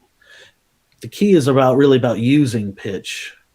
You need something that you can retest over and over again. And also, all this stuff really doesn't ever generalize to something bigger, like speech perception. It didn't correlate with some of these other measures. So the people I worked with at Hauser Institute developed this melodic contour identification task. You don't have to know any melody. You can vary the semitone spacing. You can change the frequency range. You can change the instrument. It allows for a lot of different variations and then in this sort of task. And the task works as you might expect. One of these is randomly selected. It's played to the subject, and the subject has to click on whichever one they think it was. So I am going to go through a little bit of my PhD work here, and it was really about creating this database, sort of acoustic stimuli database. One of the problems a lot in cochlear implant testing is that all the testing is like sort of speech and noise, and then music is just very different. We're having to do a speech and noise task and then playing a piano, different tones on a piano, and how do you do that? They're very different, right? We wanted to kind of have a lot of control over really certain aspects of the acoustics, and really singing and speech. The different vowels have different contours, and so that was an idea to use for the pitch part. And I haven't talked about hearing aids at all. I'm not really going to talk too much about hearing aids, but it's long story short, it's been shown that if you wear a hearing aid in the opposite ear or even in the same ear, it helps with speech understanding and noise. A lot of people really talk about it as a qualitative improvement. So I did a lot of work in looking at hearing aids versus cochlear implants for pitch versus speech. So that was also kind of part of it. Just said that. For any musicians here or anybody who's sort of heard some of these terms, music terms, when musicians talk about pitch and timbre, they're talking about two things that are somewhat conceptually related but are very different in their mind. And the idea is that I can have a piano which has a constant timbre, and I can vary the pitch all up and down that thing. And vice versa, I can play the same pitch on a bunch of different instruments. It's going to sound very different, but it is the same pitch. Now, in cochlear implants, due to that processing scheme that I showed you guys, pitch and timbre are confounded. You vary one, it varies the other space. They're really no longer perceptually independent, so to speak. And so one of our questions was, hearing aid, how is a hearing aid going to help with that too? So just really quickly to create the test, we started off with sort of a matrix sentence test, and we thought about how we could create a sentence that was sort of syntactically, linguistically correct, so it wasn't going to freak your brain out when you're doing the sentence testing, and that all the words were going to be monosyllables. So we ended up with this scheme here with a name, a verb, a number, a color, some clothing. So it could be Fred gives 6 gray shoes, something like that. Now what we did was we sung each of those words at 13 discrete pitches, so we could then basically use a melodic contour paradigm where we could vary the pitch of the word and have constant words, have different sentences, have constant pitch, have variable pitch, and then we could use that to measure pitch perception. One of the key points here, and this is pretty semantic and had some good conversation / arguments about this. I'll oftentimes interchange in this sort of task that different words are different timbres. It's really related to that vowels have different spectral shapes, and you can think of that spectral shape as a timbre and sort of an instrument analogy. And when you're in academics and you're getting that second reviewer, reading the second reviewer reviews, sometimes you'll get some oddball stuff. So one of the things that, about this particular stimuli set is that it's actually real world. It's a term ecologically valid has been thrown around. And so it happens to correspond with lyrics and music. And for a lot of people that, makes it a lot more tangible, digestible than, beeps and boops.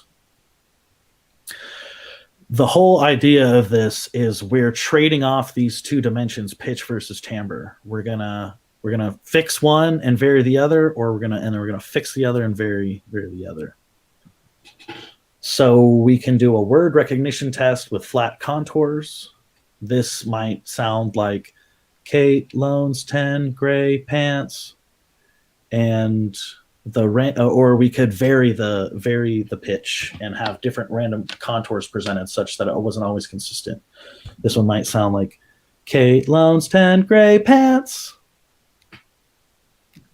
And we argue it's thought of conceptually, it's akin to a timbre perception task, saying can you distinguish and identify these different timbres, i.e. words.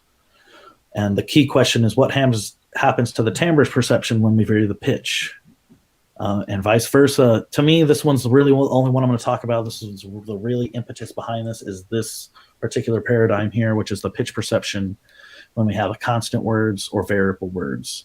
This idea is sort of a constant timbre, and now we're jittering the timbre dimension and seeing if and how that affects the pitch perception dimension. So for fixed words, it might sound like Kate, Kate, Kate, Kate, Kate. Random words, Greg buys 8 gold belts. Let me try that one again. Greg buys 8 gold belts. There was a lot of Kate, Kate, Kate in a sound booth for this thing. So we're using melodic contours again to measure pitch perception, and we can vary the timbre, fix the timbre, and measure pitch perception. I'm not going to show any data. Oops, not to there yet. I think this is a pretty compelling visual of kind of what's going on in the acoustic space, what we're sort of thinking about a hearing aid is really adding, and you get to see some pretty pictures of what kind of the outputs of a CI electrodogram are. So in all of these cases, for the spectrograms and the electrodogram, here's our frequency axis. The y-axis is the frequency axis, and it goes from low frequencies to high frequencies. We have time over here. In the spectrograms, colors, intensity. And then over here, each one of these is kind of plotted almost like a histogram, but it's really the energy over time like that. Each one of these is its own little y-axis.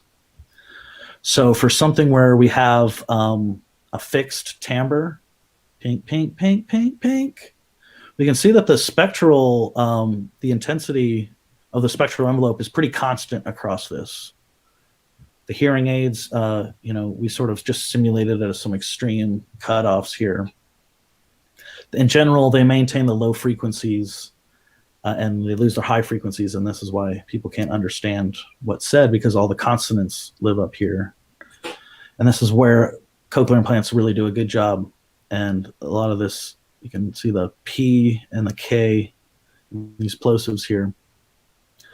So you can really see that in the pitch domain, this really rises cleanly. You can kind of see that when the spectral envelope is kind of fixed, as you see across the low frequency pink to the higher frequency pink, in these lower frequency, kind of mid to low frequency electrodograms, you can kind of imagine, your brain sort of identifying a pattern that this is going up, right? So now when we're moving to different timbres and saying loans and gold versus, an O versus an I, the spectral intensity is changing, and sometimes quite dramatically. And it doesn't become as clean as just a clear up. that I has a higher energy than the O does. So even though this O is higher in pitch, you could see kind of from the electrode output that might be confusing things. This is really, the confounding of pitch and timbre cues is just, the sort of bare bones basics of the cochlear implant processing. Not going to show much data here, but couple things about this. We can see that there's a big drop from when we go from fixed word or constant timbre to variable timbre. Big drop.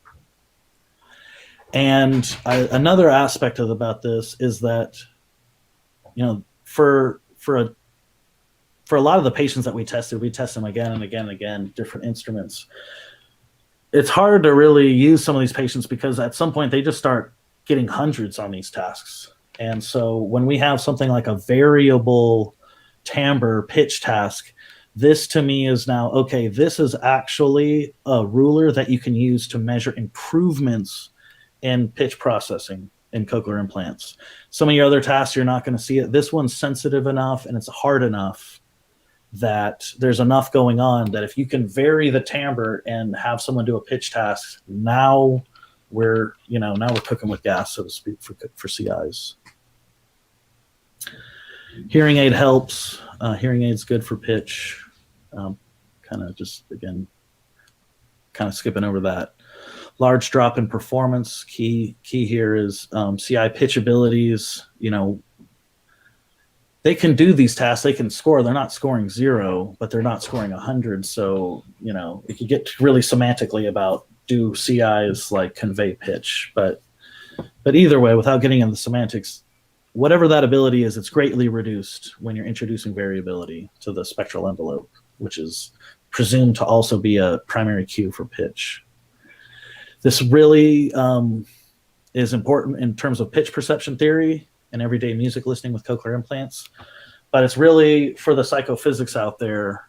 It's not just ranking or ordering. It's using that cue in the face of other cues. That's how musicians use it. That's really like the gold standard in terms of actually measuring it. I didn't talk about speech at all, so I'm going to skip that. Just a couple things at this point, let me see how I'm doing on time real quick here too. I'll try to, should I just keep going, Morgan? Keep going. Okay. Hey, hi, I'm actually a musician. Yeah. Actually a composer really more of now. Oh, where was this research done? I guess you're familiar with URCAM in Paris? I am not. That's the Center for New Music, and they do a lot on sound and perception, and they're really trying to do a multidisciplinary approach. Yeah, so all this work took place at House Ear Institute in Los Angeles. Oh, my mentor John Galvin has participated in those kind of symposiums. There was one where there was a whole orchestra of people with cochlear implants. There was one where what type of lab are you? EEG studies or? Well, one, I'm a free agent. I'll throw that out there. But what's the focus of the lab? I guess. Yeah. Before you wrap up. Yeah, that lab focused on just sort of cochlear implant perception, sort of very much psychophysics.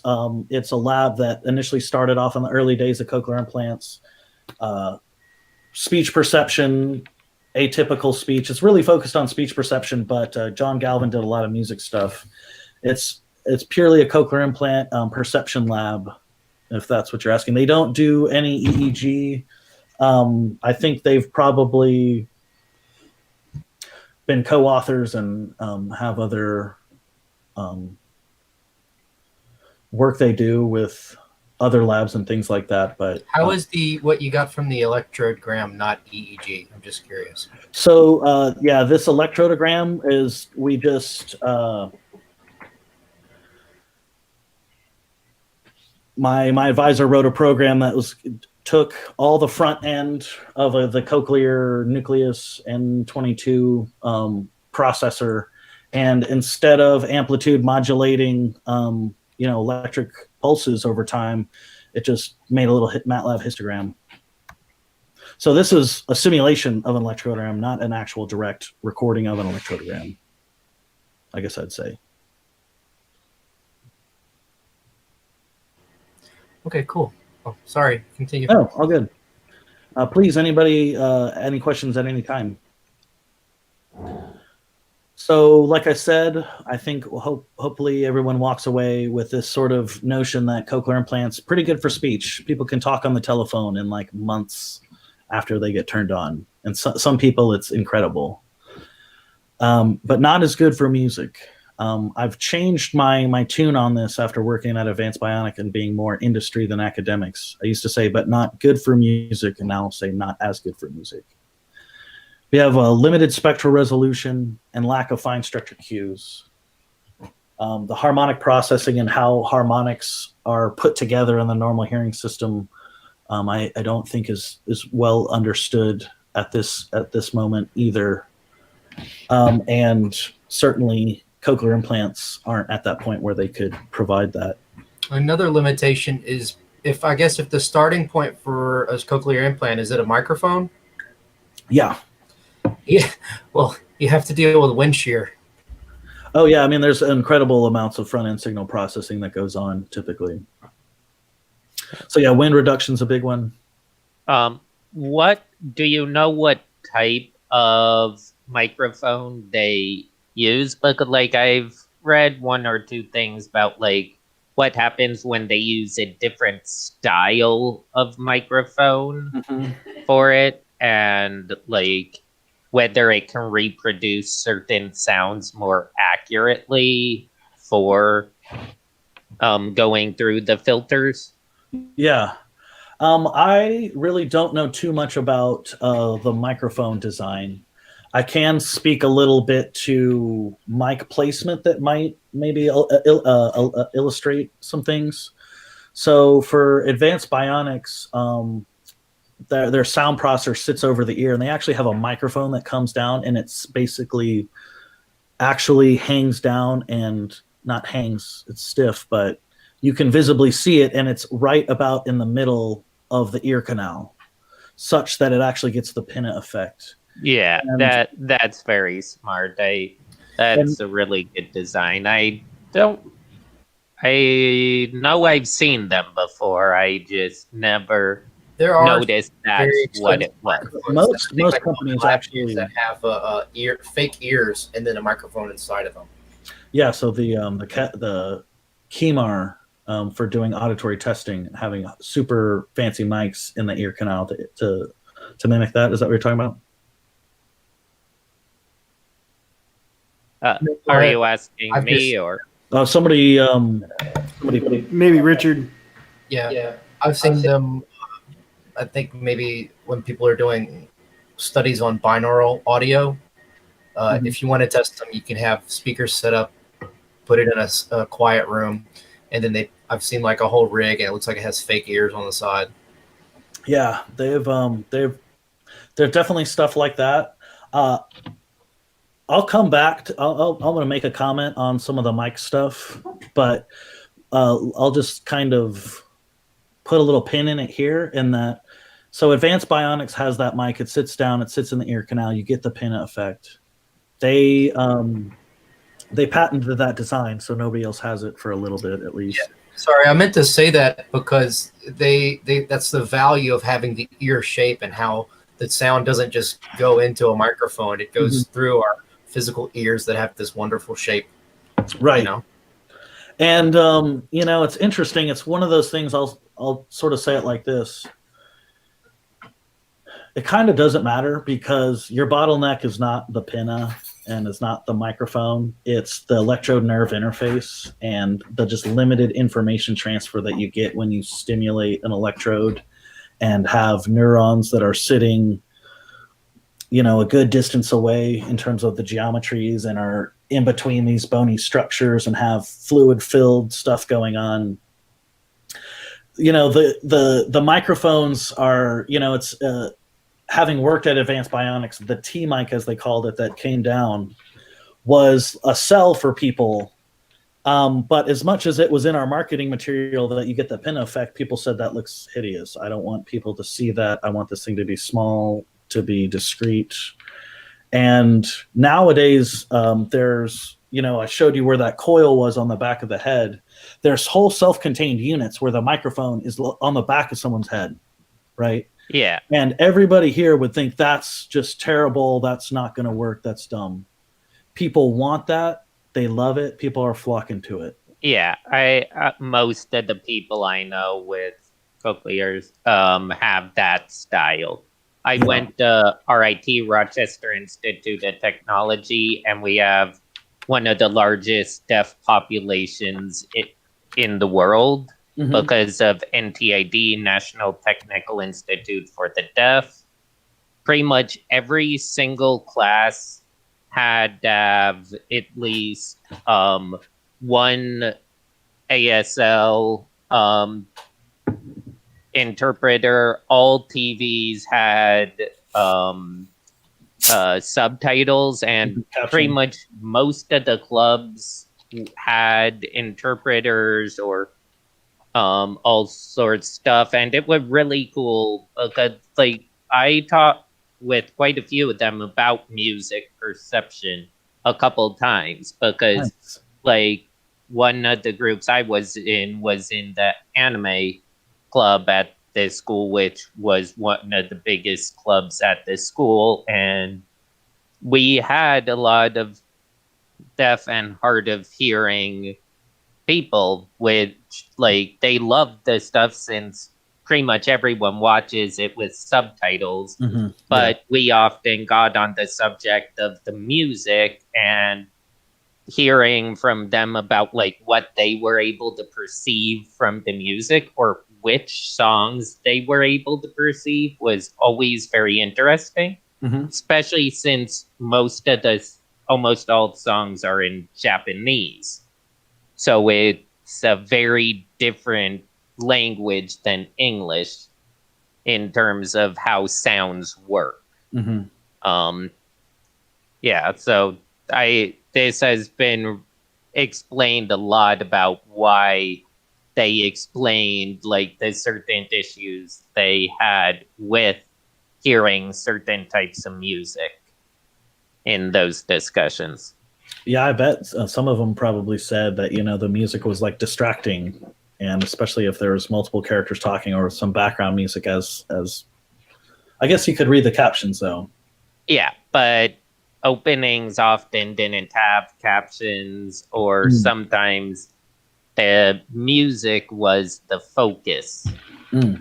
So yeah, those conversations were always interesting, and I never really understood how drastic the problem was comparing speech to music for implants.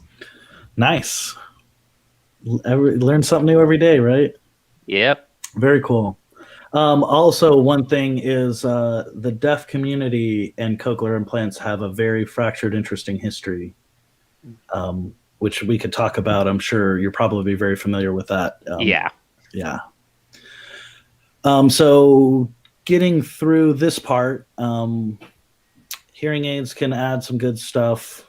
I didn't really talk too much about that. CI companies, there's always the push to make the better CI, because if you can, if the people with your device can do so much better than the others, then you've certainly got a marketing and competitive advantage. But I'll say some speculative stuff at the end. Success has been limited. For the psychophysicists out there, and this is, again, I guess a little semantic, but pitch perception is a multi-channel percept. And so, I kind of the last conference I went to where I was a PhD student, I was talking with people, and it was just like, I don't, your poster, like, single channel psychophysics, like, this dead horse has been beaten, man. Like, use multiple electrodes. Think about this in a more, one level up abstractively, and get closer to moving single, pulses all the way up to speech perception. There's a giant chasm in between those two things. So here's some of the big stuff after I graduated. Okay, kind of like, great, wear a hearing aid, cool. Yeah, it improves quality of sound and improves low frequency. So maintaining residual acoustic hearing is a really big push in the industry. And regarding my main dissertation project, creating Sun Speech and testing people with it, it's really ultimately a better tool to measure pitch perception, and with some sort of development of the tool also hints at some of the theory behind it, that it's really about the harmonic relationships. Still uncertain to really how the brain glues these different channels together into a single percept. But I think, to me, Sung Speech was sort of a movement in saying, like, hey, let's think about this a little more complex. But and again, I said this, the working person's definition of pitch, academics can get bogged down into truisms, and kind of, it can start off well intentioned and end up in some dark hole, and you get away from like what's actually going on. So then I was fortunate enough to go to work at Advanced Bionics for a couple of years as an intern and as a consultant, and just really had a great time at Advanced Bionics. Great place to work, learned so much, and so it's sort of a very different hat to wear, doing research in industry versus research in academics. So I think one of the coolest things was they hired me because I was doing music research, and they had a music project. But their project was, what if we could make music sound better versus, you can actually do better on some kind of melodic contour identification task, with the idea that if you're able to do better on that task, you're getting more information, which then means you're going to enjoy it more, which might be true, but it's hard to move the needle in terms of an objective sort of, perceptual measure. So it's really about thinking about things in terms of sound quality and impact versus percent correct. Does it sound good? Do you enjoy this? Does it make you enjoy it more? And, very much a subjective versus objective way of thinking about some of these percepts. So here's like just a kind of a little disclaimer. I don't think this, is going to go viral or anything like that, but I'm not going to talk too much about the details about this work because it's for the company, but there's 2 papers that, in terms of reading the papers, you could put it all together yourself of what we did and what's going on.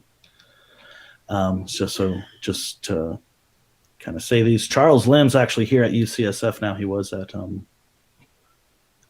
Johns Hopkins when this paper came out. And then these, I work closely. Leo Litvak is now at Medtronic. Anakit, I work closely with Waldo's over in Spain, I believe. Okay, so I'm going to talk about this thing called a phantom electrode, and it'll make more sense of why it has that name. But, before we start to go how it works, why are we doing this in the first place? So we have frequencies laid out along this thing, and this is a slide I probably actually wish I would have put at the beginning now, but there's the electrode array comes in, and this thing is so tiny. The cochlea is the size of your pinky fingernail, and it has about 3 wraps in it. It's incredibly delicate structures in here mechanically, and it goes around. So you have this really difficult mechanical engineering problem of, you have to create an electrode array that's stiff enough so that when it hits this wall, it won't start to wrap over itself and just crumble into a big ball here. But it has to be flexible enough such that when it goes into this first wall here, it just doesn't rip through and just gash the cochlea. So it's quite a challenge. And in general, the electrode arrays go about what they call about 1 to 1.5 turns, but that leaves all this missing frequency, which is actually low frequency. So your high frequencies are at what's called the base of the cochlea, and the low frequencies are up at the top, which is called the apex. I wish somebody would have shown me this right here in music school. I mean, there's so much that the kids don't learn. I really like that image on the right. It's very descriptive. So yeah, that is so great. I stole this from Matt L's website on one of their electrodes. So yeah, it goes to show you. So the high pitches are out here first, and then it's only that bass. Those elephant sounds are only at the very top, deep in here. So it's, you can think of the low frequencies over here, the high frequencies are over here. So two things about this: when people lose their hearing, they tend to lose their hearing from the high frequencies down. And that's because of the way this organ's laid out. This is the opening of the cochlea. This is where the fluid starts to move over here first. And then I didn't talk about why this tonotopic structure exists. The basilar membrane in the cochlea actually is sort of mechanically tuned to vibrate best at this frequency. It has its characteristic frequency that varies over place. So people lose their hearing from the high frequency first, and that really affects speech perception because the consonants, the T's, the K's, the F's, the P's are up in here. And so when someone gets a cochlear implant and they're turned on for the first time, there's actually an extreme frequency shift that happens. I'm only talking about it now, but when people first get activated, they'll might be able to say purple, orange, and cry, and then probably an hour later they go, "Oh my God, this sounds like Mickey Mouse, Darth Vader, robot," or it sounds like Donald Duck on helium. And the frequency shift exists because it only goes so far, and they, usable speech frequencies, which would really be here, you can't just toss them. So they're mapped over here to say maybe like, 1200 hertz that should be at like 200. So anywho, these base frequencies are missing, and cochlear implant patients will tell you that, I can hear music, I like music, but it certainly lacks like a vitality, like a vigor.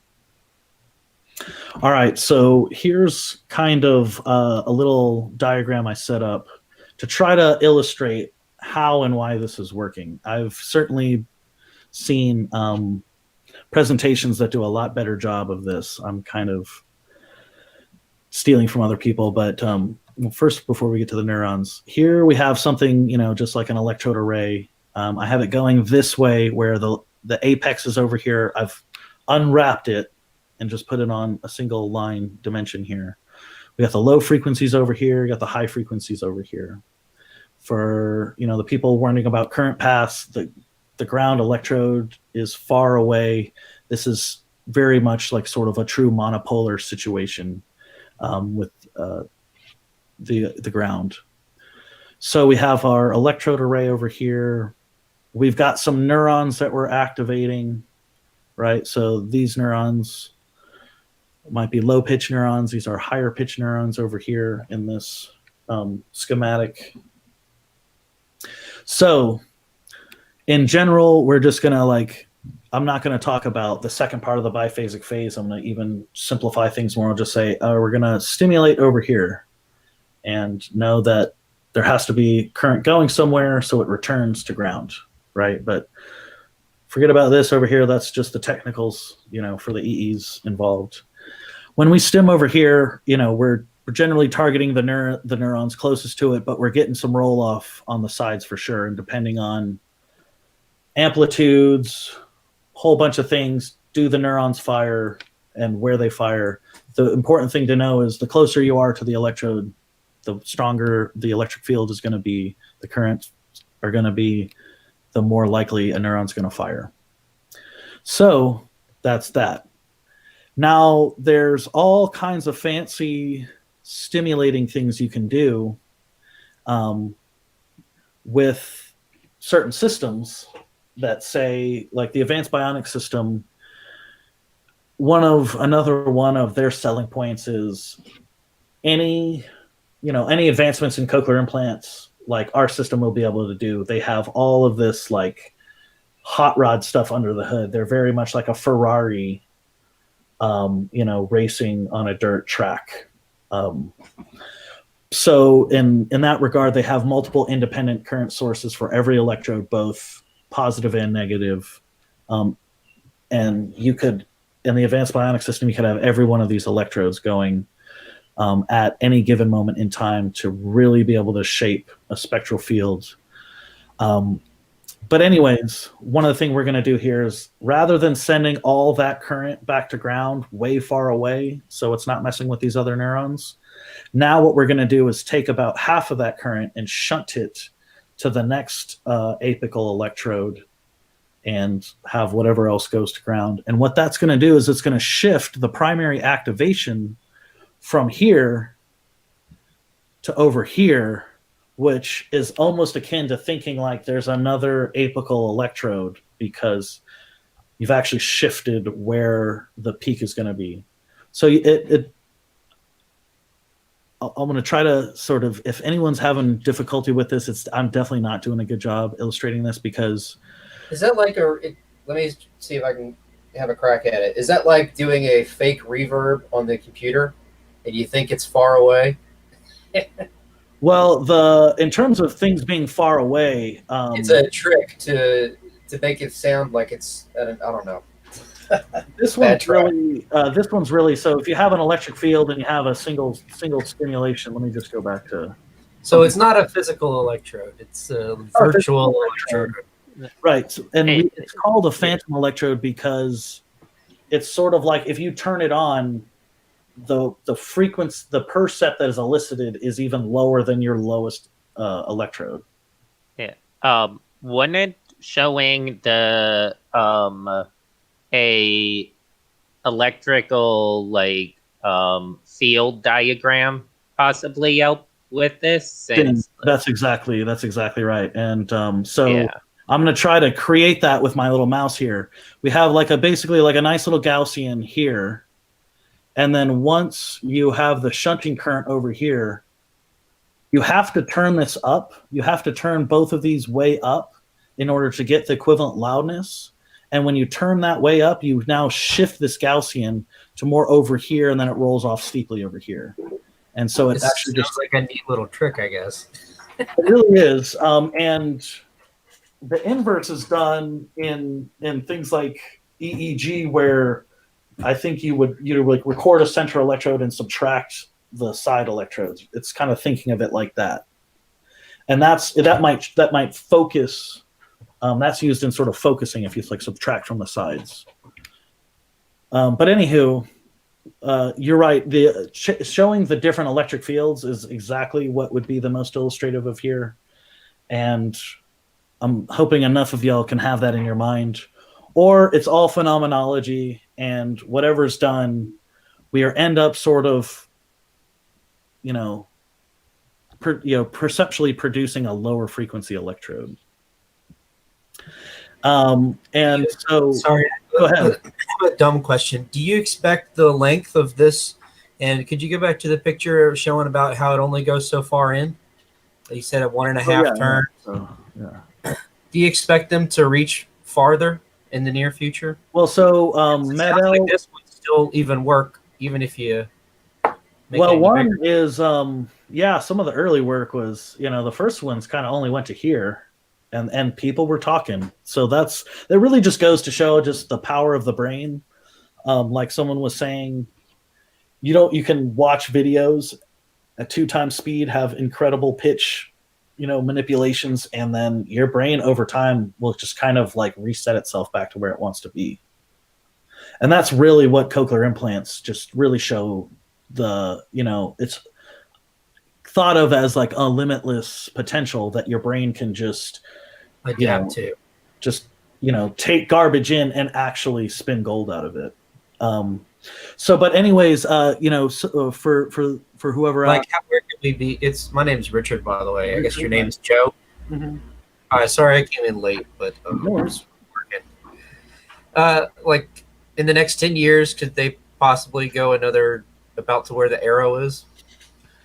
I don't think so. Oh. I really don't think so. It's really just so you can imagine, like I said, that trade-off between being stiffness and flexibility. Med-L currently goes what they call a turn and a half, and they call it, and on their website they call it complete cochlear coverage.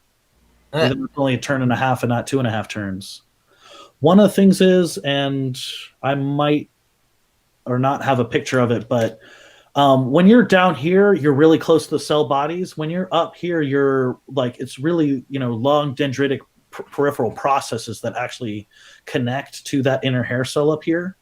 So it's pretty much, I think most companies are saying not only the mechanical engineering challenge seems to be impossible, but even when people have gone this far, there's argument that you've already gone far enough.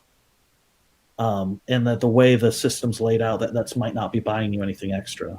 Well, this process that you're working on sounds like it could always help. What's that? It could always help. Doesn't matter if they make it even longer. It'll still give you a little bit, maybe extra resolution on the lower end. Yeah, it's certainly the thought. Haven't sort of talked about some of the many challenges here. I'll give you guys an example. Like, take a look at this electrode. It's, pretty far away from here. Once you get to here and you say there was an electrode right here, you turn it up, you might be activating neurons over here. So like spatial selectivity is the name of the game. And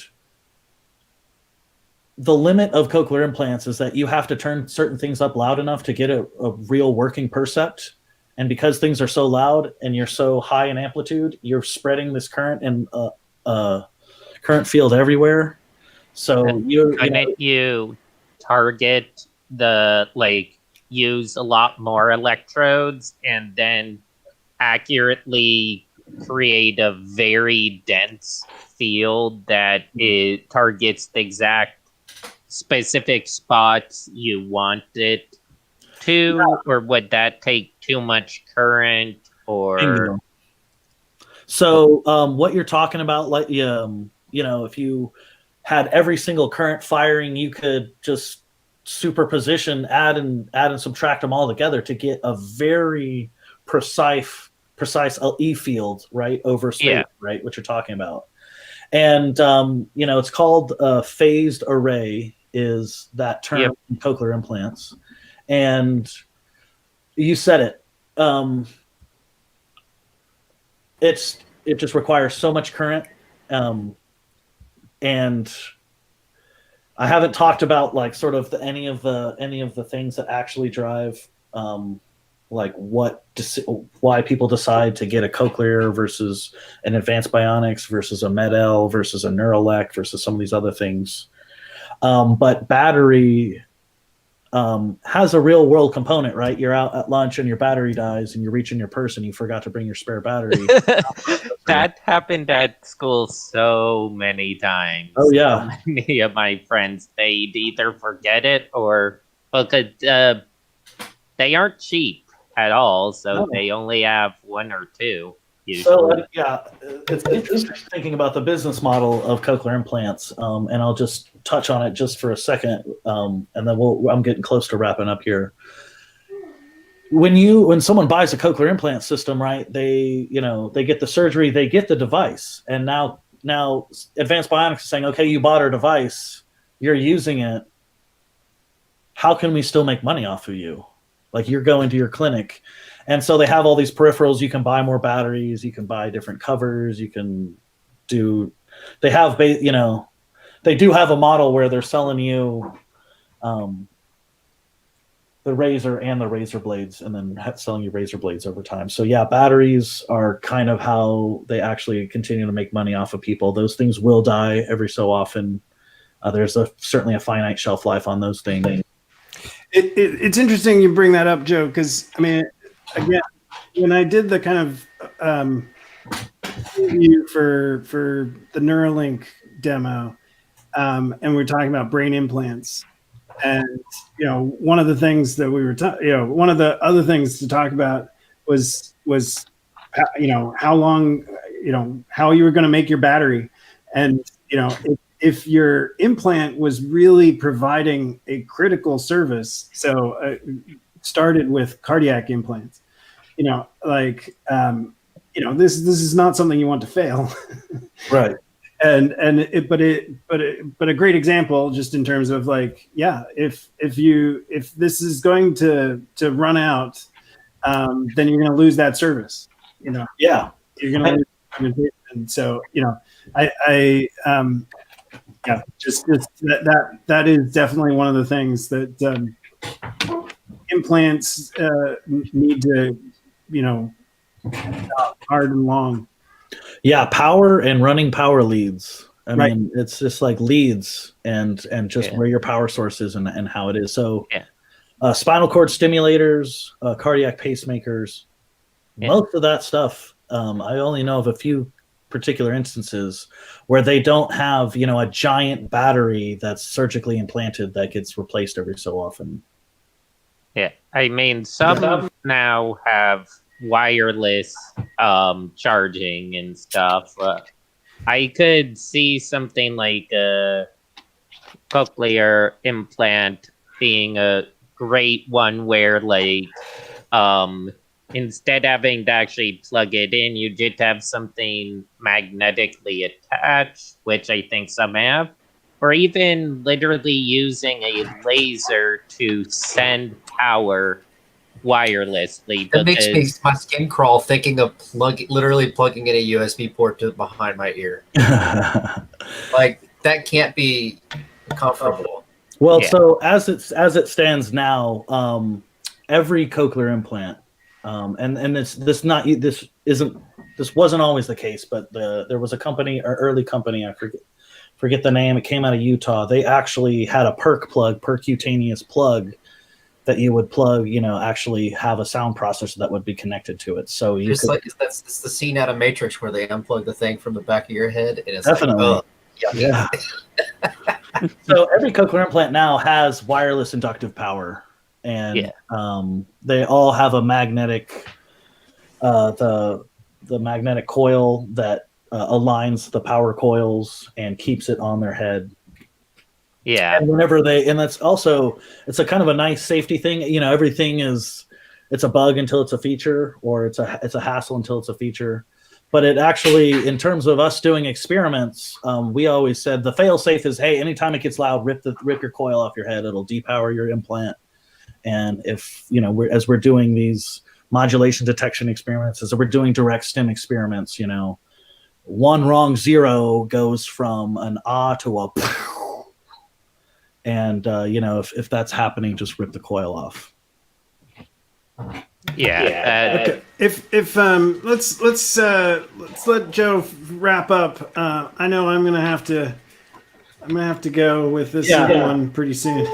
I'm almost done here, so let me power through. But the key here is that with this phantom electrode strategy, you're kind of creating another lower frequency electrode. You're pushing it down that apex, which the thought is if you add more bass, that's where a lot of the kind of the energy or just movement, vitality of the music comes from.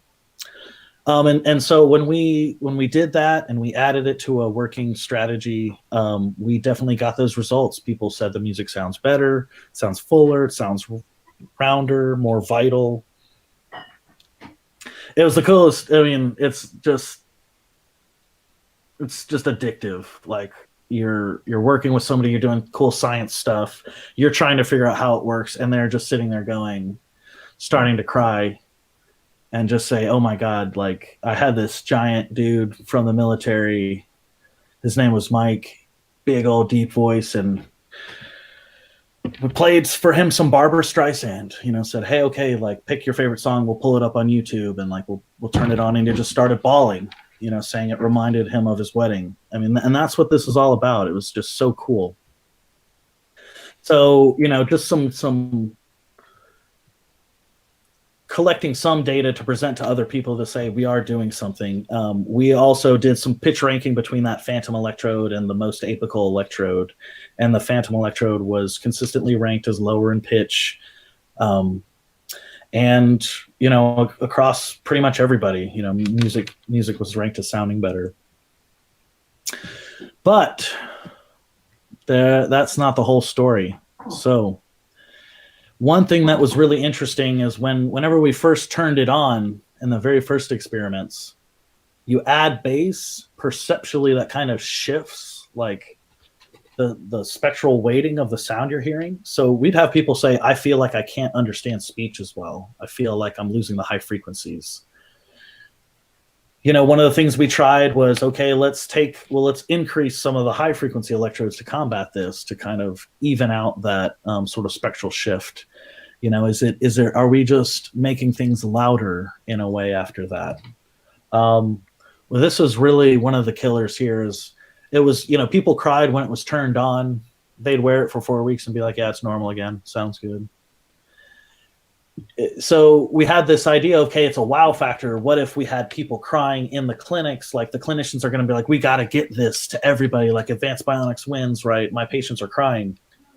Well, if they had never heard sound before and they don't know that it's tinny and we add a little more bass, is there going to be any wow factor at activation? It's really interesting, changing people's sound strategy, basically changing their ears and seeing some really interesting effects. For quite a few people, their voice would change. They'd start talking and they'd start speaking in a deeper voice to sort of match what they're hearing. It's really interesting. And for some people, you could go back and forth, A, B, and their voice would change that fast. One of the big ones was if anybody wasn't a fan, like from the get-go, was, okay, I need some time to adjust and some time to adapt. Which clinicians will, for some clinicians, they just want their patients to be happy all the time. Other ones will say, hey, I'm going to push you. You're going to have to kind of suck it up for 2 weeks, but you're just going to buy you something after that. Lots of different things were considered. And then probably the last one was, does this do anything outside of music? And it was really hard to find anything that it did. So we did a lot of speech testing, and speech wasn't hurt. It wasn't that they did better, but they certainly didn't do any, or they didn't do any worse, but they certainly didn't do any better either.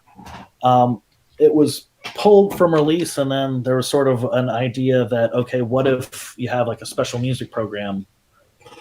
Advanced Bionics wanted to get away from having different like programs that you switch to, and they're eventually moving to, and this is the Sonova kind of push that's happening in Phonak hearing aids, and really all kind of hearing manufacturers are moving towards this idea.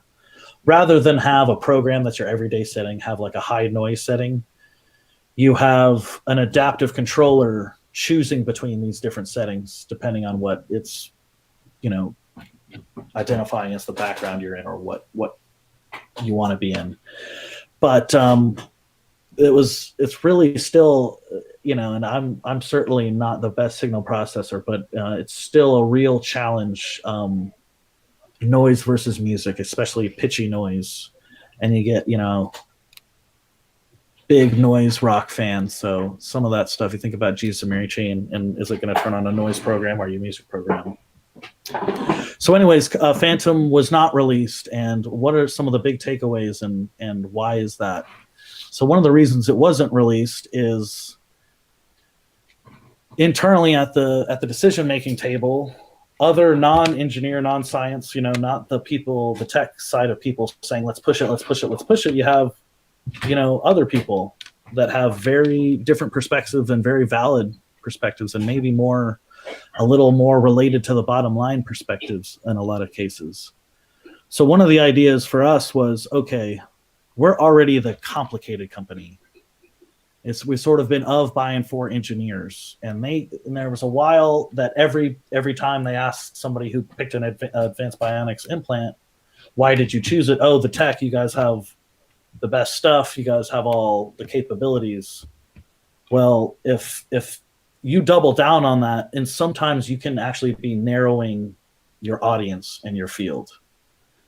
So with the Phantom, they said, okay, we're having some people cry, but we're the complicated company making things more complicated. And this is really going to, there's not just one customer.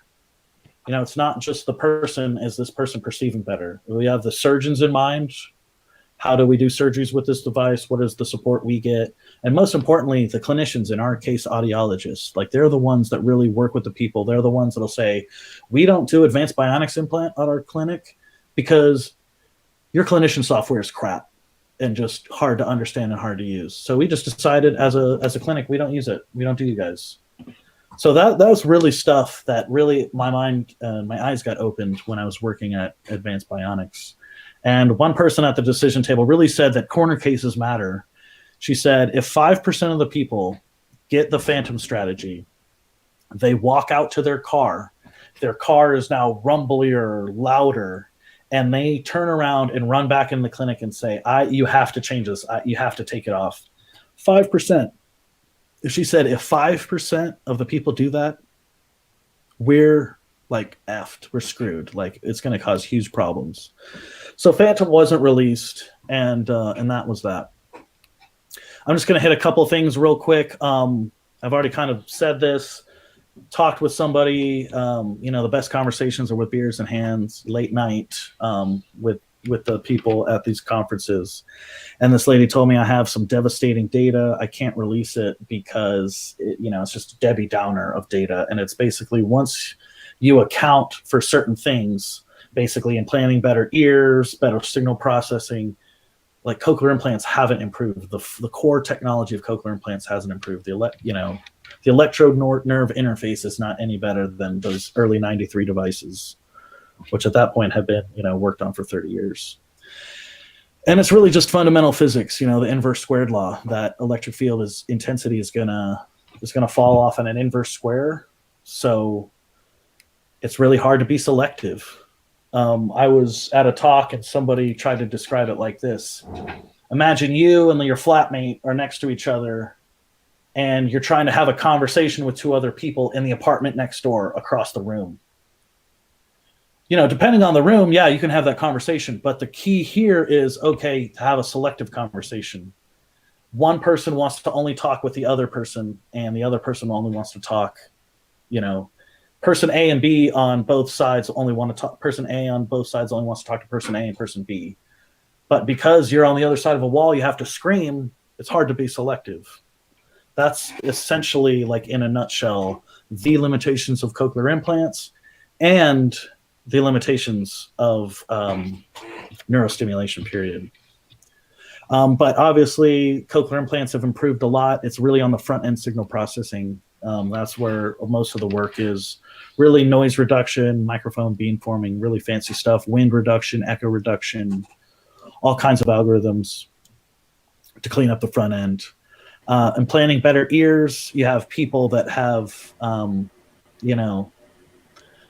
pretty decent hearing getting cochlear implants for the high frequency part, getting these really short electrode arrays because they're only missing the high frequencies. It's a lot of the improvements in cochlear implants comes down to better audiologists, better programming, better surgeons, better electrodes, more flexible, less damaging, less corrosive. I mentioned this was a real big news in the CI world. There was actually a consensus statement from the Otolaryngological Society and the American Medical Association saying cochlear implantation is the standard of care for treatment of severe to profound tinnitus, or excuse me, where tinnitus come from? Hearing loss. So I think it was maybe Morgan saying, that there's a lot of people out there that could still use this thing. And hopefully this kind of agreement, facilitates that, because I've seen it. It just changes people's lives, and it's just so cool. Almost at the end here, we're going to run through this. I'm familiar with the other modalities only so much. A lot of that's through a lot of job searching over the past 2 years, of really learning about the other neurostim companies and what they do. Cardiac pacing, I think, is also another one. it's the heart. It's a very different type of cell. It's a very different type of system. We could argue whether or not it's the nervous system. I think a lot of people would argue it's not. It's certainly got a lot of properties similar to the nervous system, but it's not really the brain when you're cardiac pacing. But it's another one that's sort of kind of a proof of concept. I think, from what I'm learning about spinal cord stimulation, I think spinal cord stimulation, people are pretty quick to put that in. But you got other things where off-target stimulation, paresthesias, peripheral nerve stim, trying to stim the vagus nerve. It's so much more complex than the auditory nerve. And vision, there was a company that was doing a retinal implant, Second Sight. They just folded. I had some friends that got laid off there. You can think about stimming the sensory cells versus stimming the cortex. There's, advantages and disadvantages both ways. I think most people think that, trying to get to the earliest stage of any kind of information processing is the best, but there's certainly a lot of companies doing cortical stimulation for vision. I think one thing that I really learned was that the user experience is the most important thing. It's so much more important than some tiny increase in percent correct. So like this, I was in a lab and it was all about percent correct. Can we improve speech? Can we improve pitch? Can we do this? And, what's really, when you go to work for the company, they're saying, we got to have a better battery. You're saying, well, I don't find that very interesting. I want to know how the brain processes pitch. Well, yeah, but the thing turned off when the guy was in the middle of a meeting. So let's look at that. Yeah, exactly. So, the customer really doesn't care too much about performance unless there's a considerable performance gap, right? I'm going to make another comment about that maybe in just a sec. So one of my first months working at Advanced Bionics, I asked, one of our participants, what could we do? And she was basically like, poo-poo all this like different speech processing and music processing. Connect my iPhone directly to my sound processor via Bluetooth. Like, that's not hard, right? And we're like, oh, yeah, that kind of makes sense. So anywho, I haven't really gone into clinically significant versus statistically significant. But, if you're able to improve pitch perception by 5% in some super, lab-oriented task, it's probably not going to manifest itself in the sort of real world, meaning clinical measurements. At the very end here, but I think, some of the stuff I think is the most interesting stuff I've learned in terms of, how a company thinks about this in terms of neurotech. The IP is super important, not only for protecting, the intellectual property itself and limiting the competition, but if you have an idea that works and actually works better than the other one, their competitor, that's actually when you have an advantage. And I'll say this now, the dirty little secret in cochlear implants is that you'll have the same performance with every company. No matter what device you get, you're going to have equivalent performance. Now that's a bold statement, and you can't do A/B comparisons because you can't just easily explant electrode, drop one in there. You can't swap out these externals. You can't swap out the internals.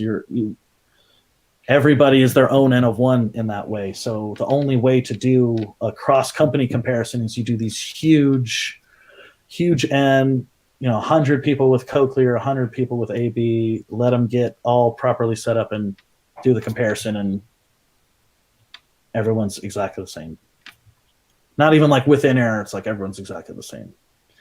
So that really says, like, once it works, it's all about the user experience. That's what's going to drive, a company. And really, when you're talking about the user experience, it's not just one user. It's the entire ecosystem, not just the technology. It's not just that person getting the tech. It's the clinician training, surgeon tools, etc. So I think that about wraps it up. Cochlear implants are amazing, life-changing. I hope that people walk away thinking, I can see why cochlear implants are so successful. The cochlea is kind of laid out beautifully to stick an electrode in it. Hearing, like, the main function of hearing is speech, and speech is highly redundant, abstract patterns, and brains are great at pattern recognition. And then, really, in terms of neurostim, selectivity is the name of the game, and that is really the challenge, at least in terms of stimulation. And at the very end of the day, selling the system's a lot more than just having the best tech. Let's say that the user experience differentiates competition more than anything else. So yeah, but that's a YouTube video. So, I mean, I love my time studying cochlear implants. Talked to so many people; they couldn't help but cry when you started telling you their story. So, because y'all can't hear that, he gets activated for the first time. He gets turned on, and immediately, like a dog, orienting response. So actually, you know what? We can just see here how awesome this is. He's hearing his mom for the first time, and like it doesn't get any better than that. Totally enamored. So yeah, much thanks to y'all. Appreciated. Any questions? That was awesome, Joe. Thanks so much. Yeah, man. Can you go back one or just the slide before the video? Your conclusions. Mm-hmm. I mean, and some of it was just what you were wrapping up, but certainly, I mean, I really so happy that you could join us, and in particular because as you said, this is a real device going into real people and changing real lives now. Yeah. About what's perhaps going into pigs as right. And certainly the neurostimulation, selectivity. This is what we see in even whole brain neurostimulation, or field shaping TMS with perhaps multiple coils, or doing like Ed Boyden's temporal interference. Vixens into that too. Now, it's all about how do we get, how do we make the most selective stimulation possible? Right. And actually, it doesn't even. I'm just thinking about it. It's not even about stimulation. It's about recording as well, right? Selectivity is still the name of the game in the EEG and sure, ECOG and whatever. Sure. Yeah. No, I mean it's just yeah.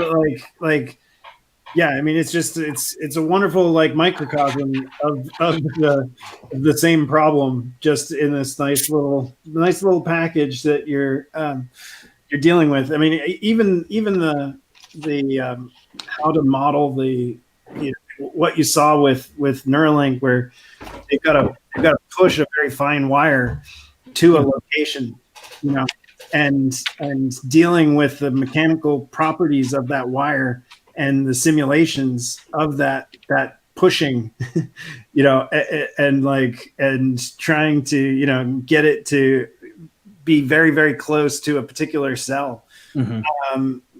So there's equivalent kind of finite element modeling of cochlear needles, or what would you call it? Sorry, the electrode array. Yeah, the electrode array. So just a super great example for us. I know it's 9:00, and I know. So what I'm hoping is, can we get you to come back and answer questions at length? Sure, I think I can do that. Yeah.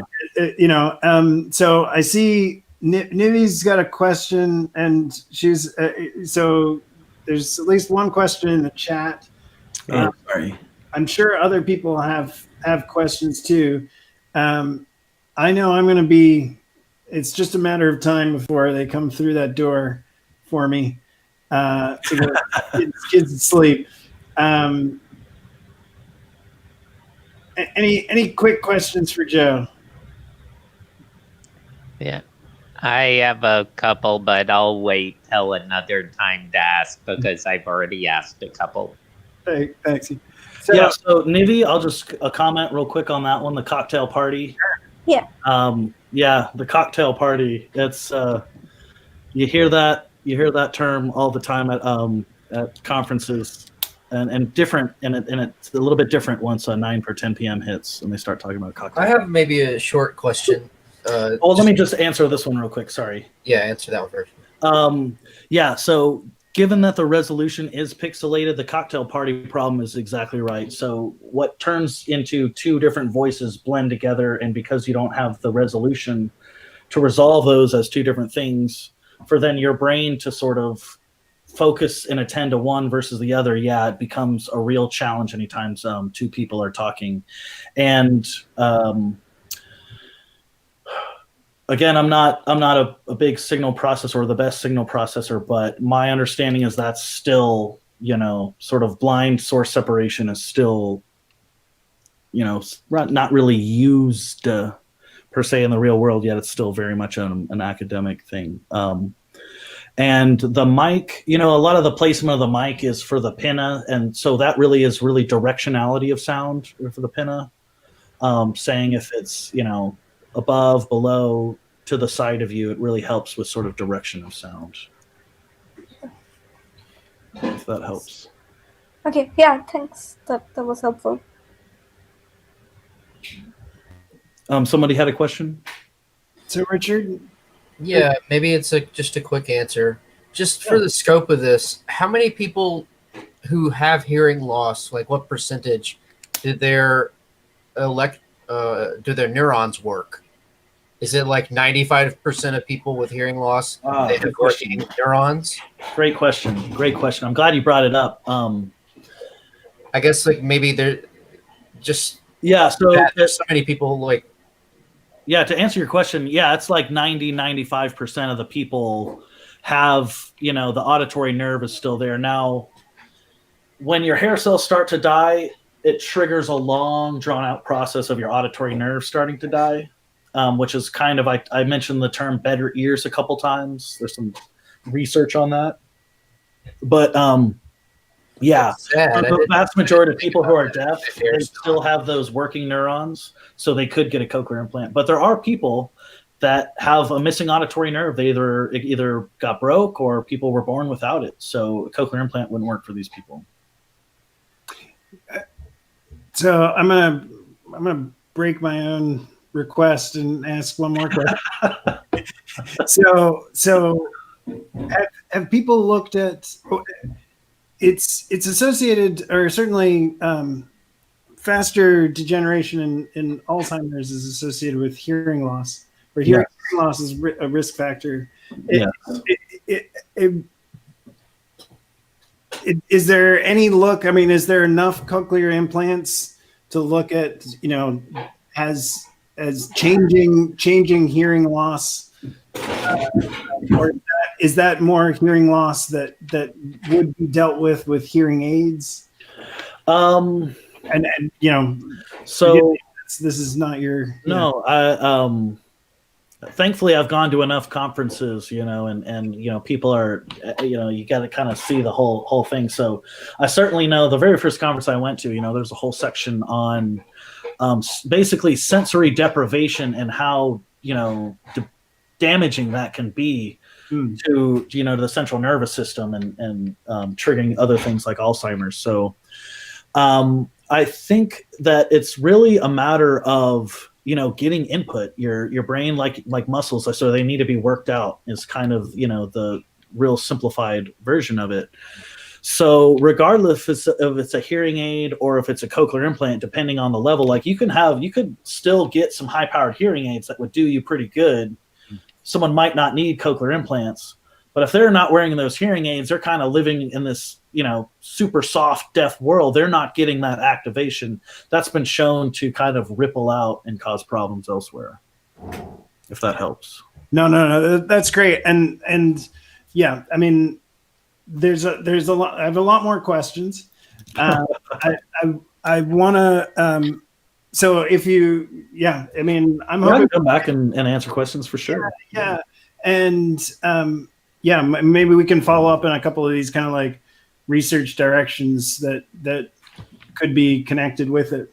Thanks for having me, Richard. Really appreciate it. And I actually met Morgan at like a TDS, a direct STEM kind of symposium neuromodulation. It was thing that we went to, and so now you see me about selectivity and cochlear implants. And I remember we were sitting there at the at the end of the day talking outside, and it's just like, dude, this is all phenomenology. Like, you're not controlling anything you're stimulating. You're just blasting the whole brain, and if something cool happens, good.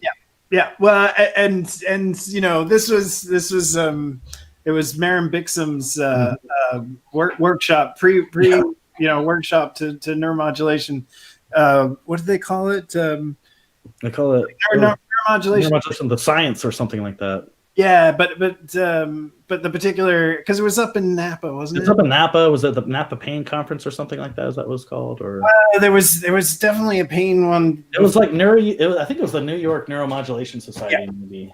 Yeah. And anyway, he's giving us these big, these big sponges. Pads, yeah. And that was kind of my point about, like, I mean, again, like, electrical geodesics had been doing stimulation through a 256 channel array, right? So you could turn on and off any of the channels you wanted, Mm-hmm. And like, there were other ways to do it, but it's still very, you'd still end up with these big I mean, so the cochlea sits in the scala tympani, right? It's a saline filled volume. Yeah. It's the inverse, the same thing as with a TDCS, is your whole brain is sitting in the CSF. So, like from the get go, you're super splattered. Yeah. Well, it's what's not being shunted across the scalp.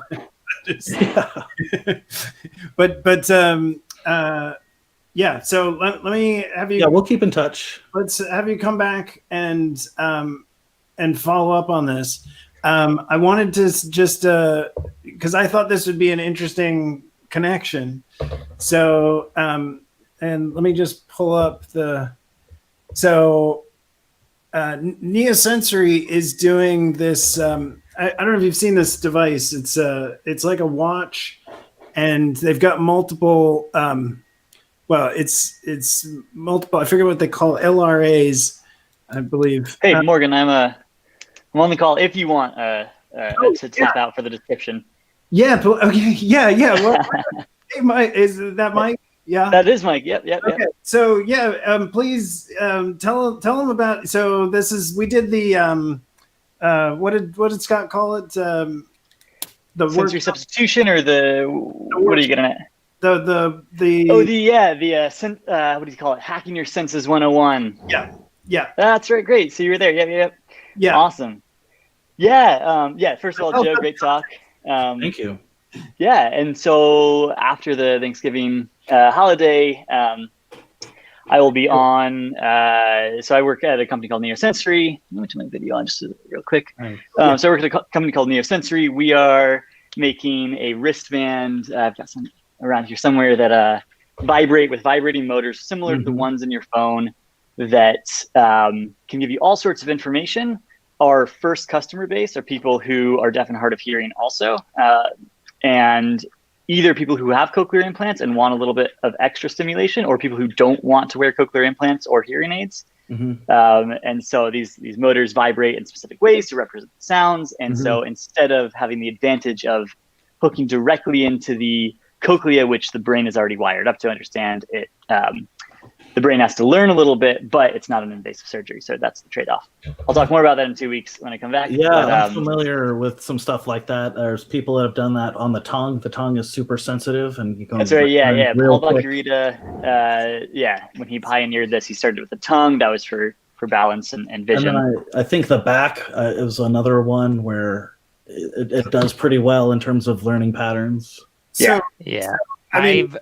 I've tested a couple devices like that for like immersion. Like there's the sub pack and I've tried a couple wearable haptic things. A lot of those are more for force feedback.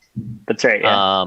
But yeah, I know I think it was a different company, but someone did a Kickstarter for a device like NeoSensory a couple years ago. Cool.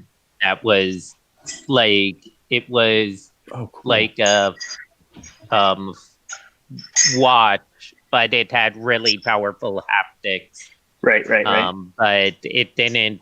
The software was the problem for that one, because they were trying to compete against like Apple Watch and whatnot, which is hard for most companies to do. Yeah.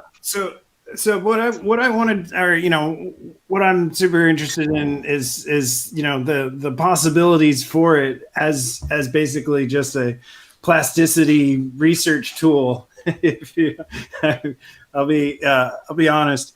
But also what Scott had said. It's Scott Novich.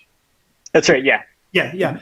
Had said during this hacking senses 101,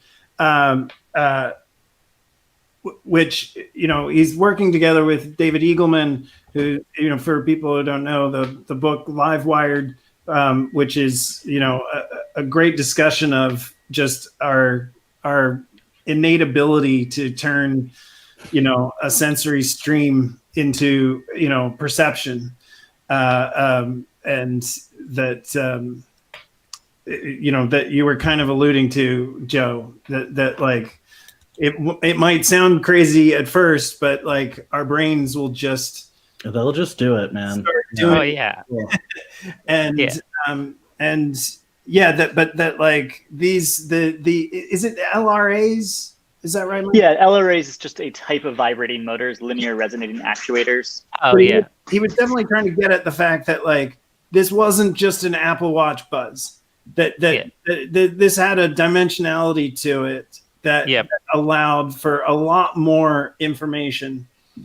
And so that, I mean, both, getting to, some of your point, Joe, just about like, that's what, or certainly like why music processing was hard, or, given the filter bank, issues and things, but also like how much more you could do in this case as a stimulator, as a mechanical stimulator.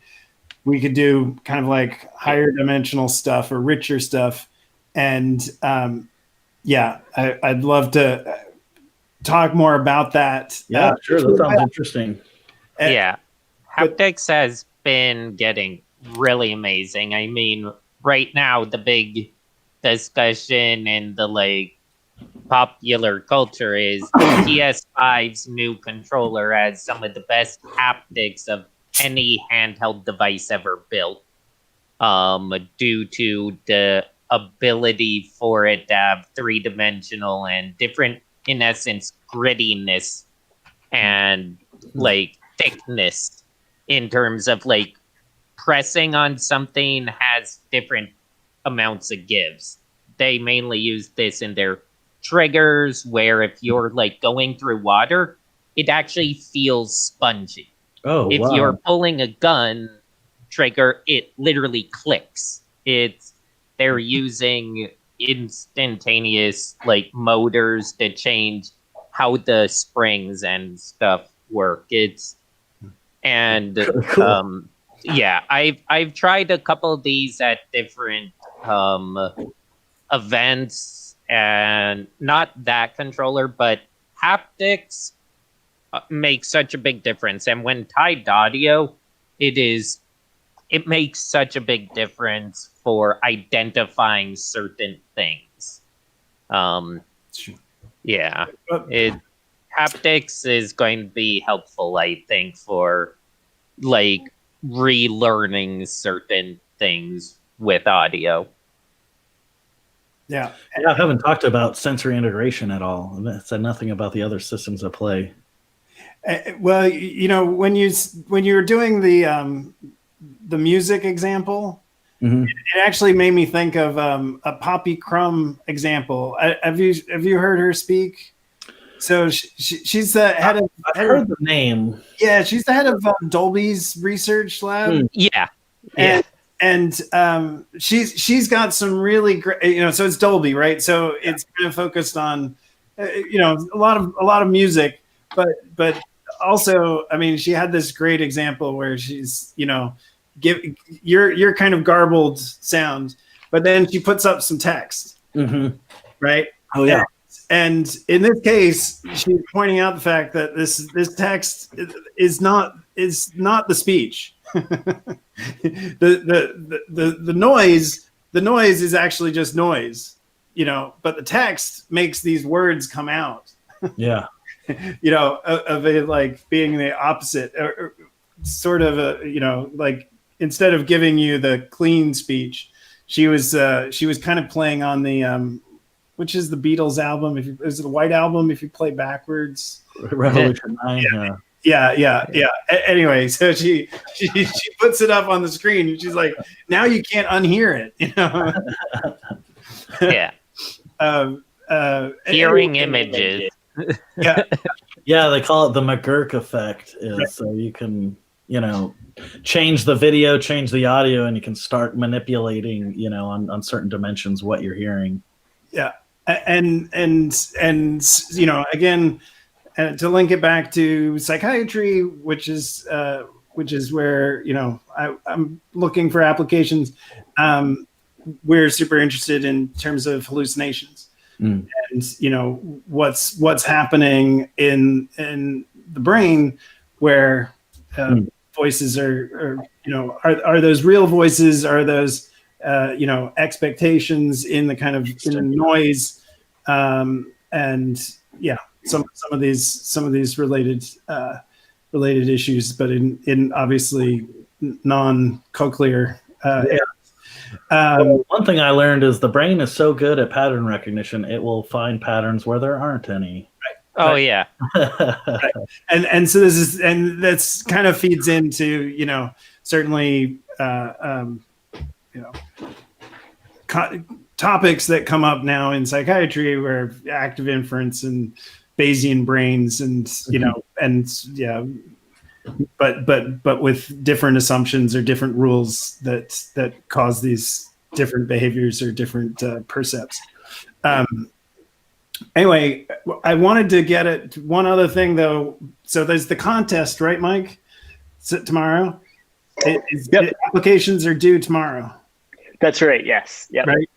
And but just the idea, and then if you get selected as that, you'll get sent a wristband, and then you have time to complete the actual hardware. Okay. Part of the competition. I like this. Is there a link to that in the chat? I dropped it. Thank you. Yep. And also, and again, check Slack, because I dropped the videos, like the Hackster actually does a YouTube video of unboxing this. That's right. Yeah. And is there a development board too, or something in terms of? You're talking about development, like a dev board. There's not a dev board. There's a dev Slack channel. I'm not sure which type of board you're talking, like a community board or a physical board. But you've definitely done some Bluetooth library stuff. There are dev libraries. Yes, you don't need a dev board. So we have some examples with Arduino boards, and we've got a library that interfaces with, or that kind of built on top of a couple of Arduino boards, as well as Android and iOS libraries. But so is that more to just give you is that the board that gives people the sense, or like a sensor? So what we sell is the wristband, or you can get it for free in this competition, is the wristband that vibrates. And then we've got some free libraries that let you interface. So if you have an Arduino board that detects, infrared light, and you want to add that instead of sound, you use these libraries to connect those. Or you use your Android phone to figure out where the satellites are and connect that data to the wristband. Yeah, no, I mean, that's really cool. And again, is the part that is that really hopefully overlaps with the neurotech, in the sense that most people, building their own experiments are dealing with, or especially if they're trying to include other devices, need to deal with these same libraries, or are hacking on very similar boards as we are. are actually kind of with a freeware or open source EEG board that's actually got a similar chip to the ones at least on one of those dev boards.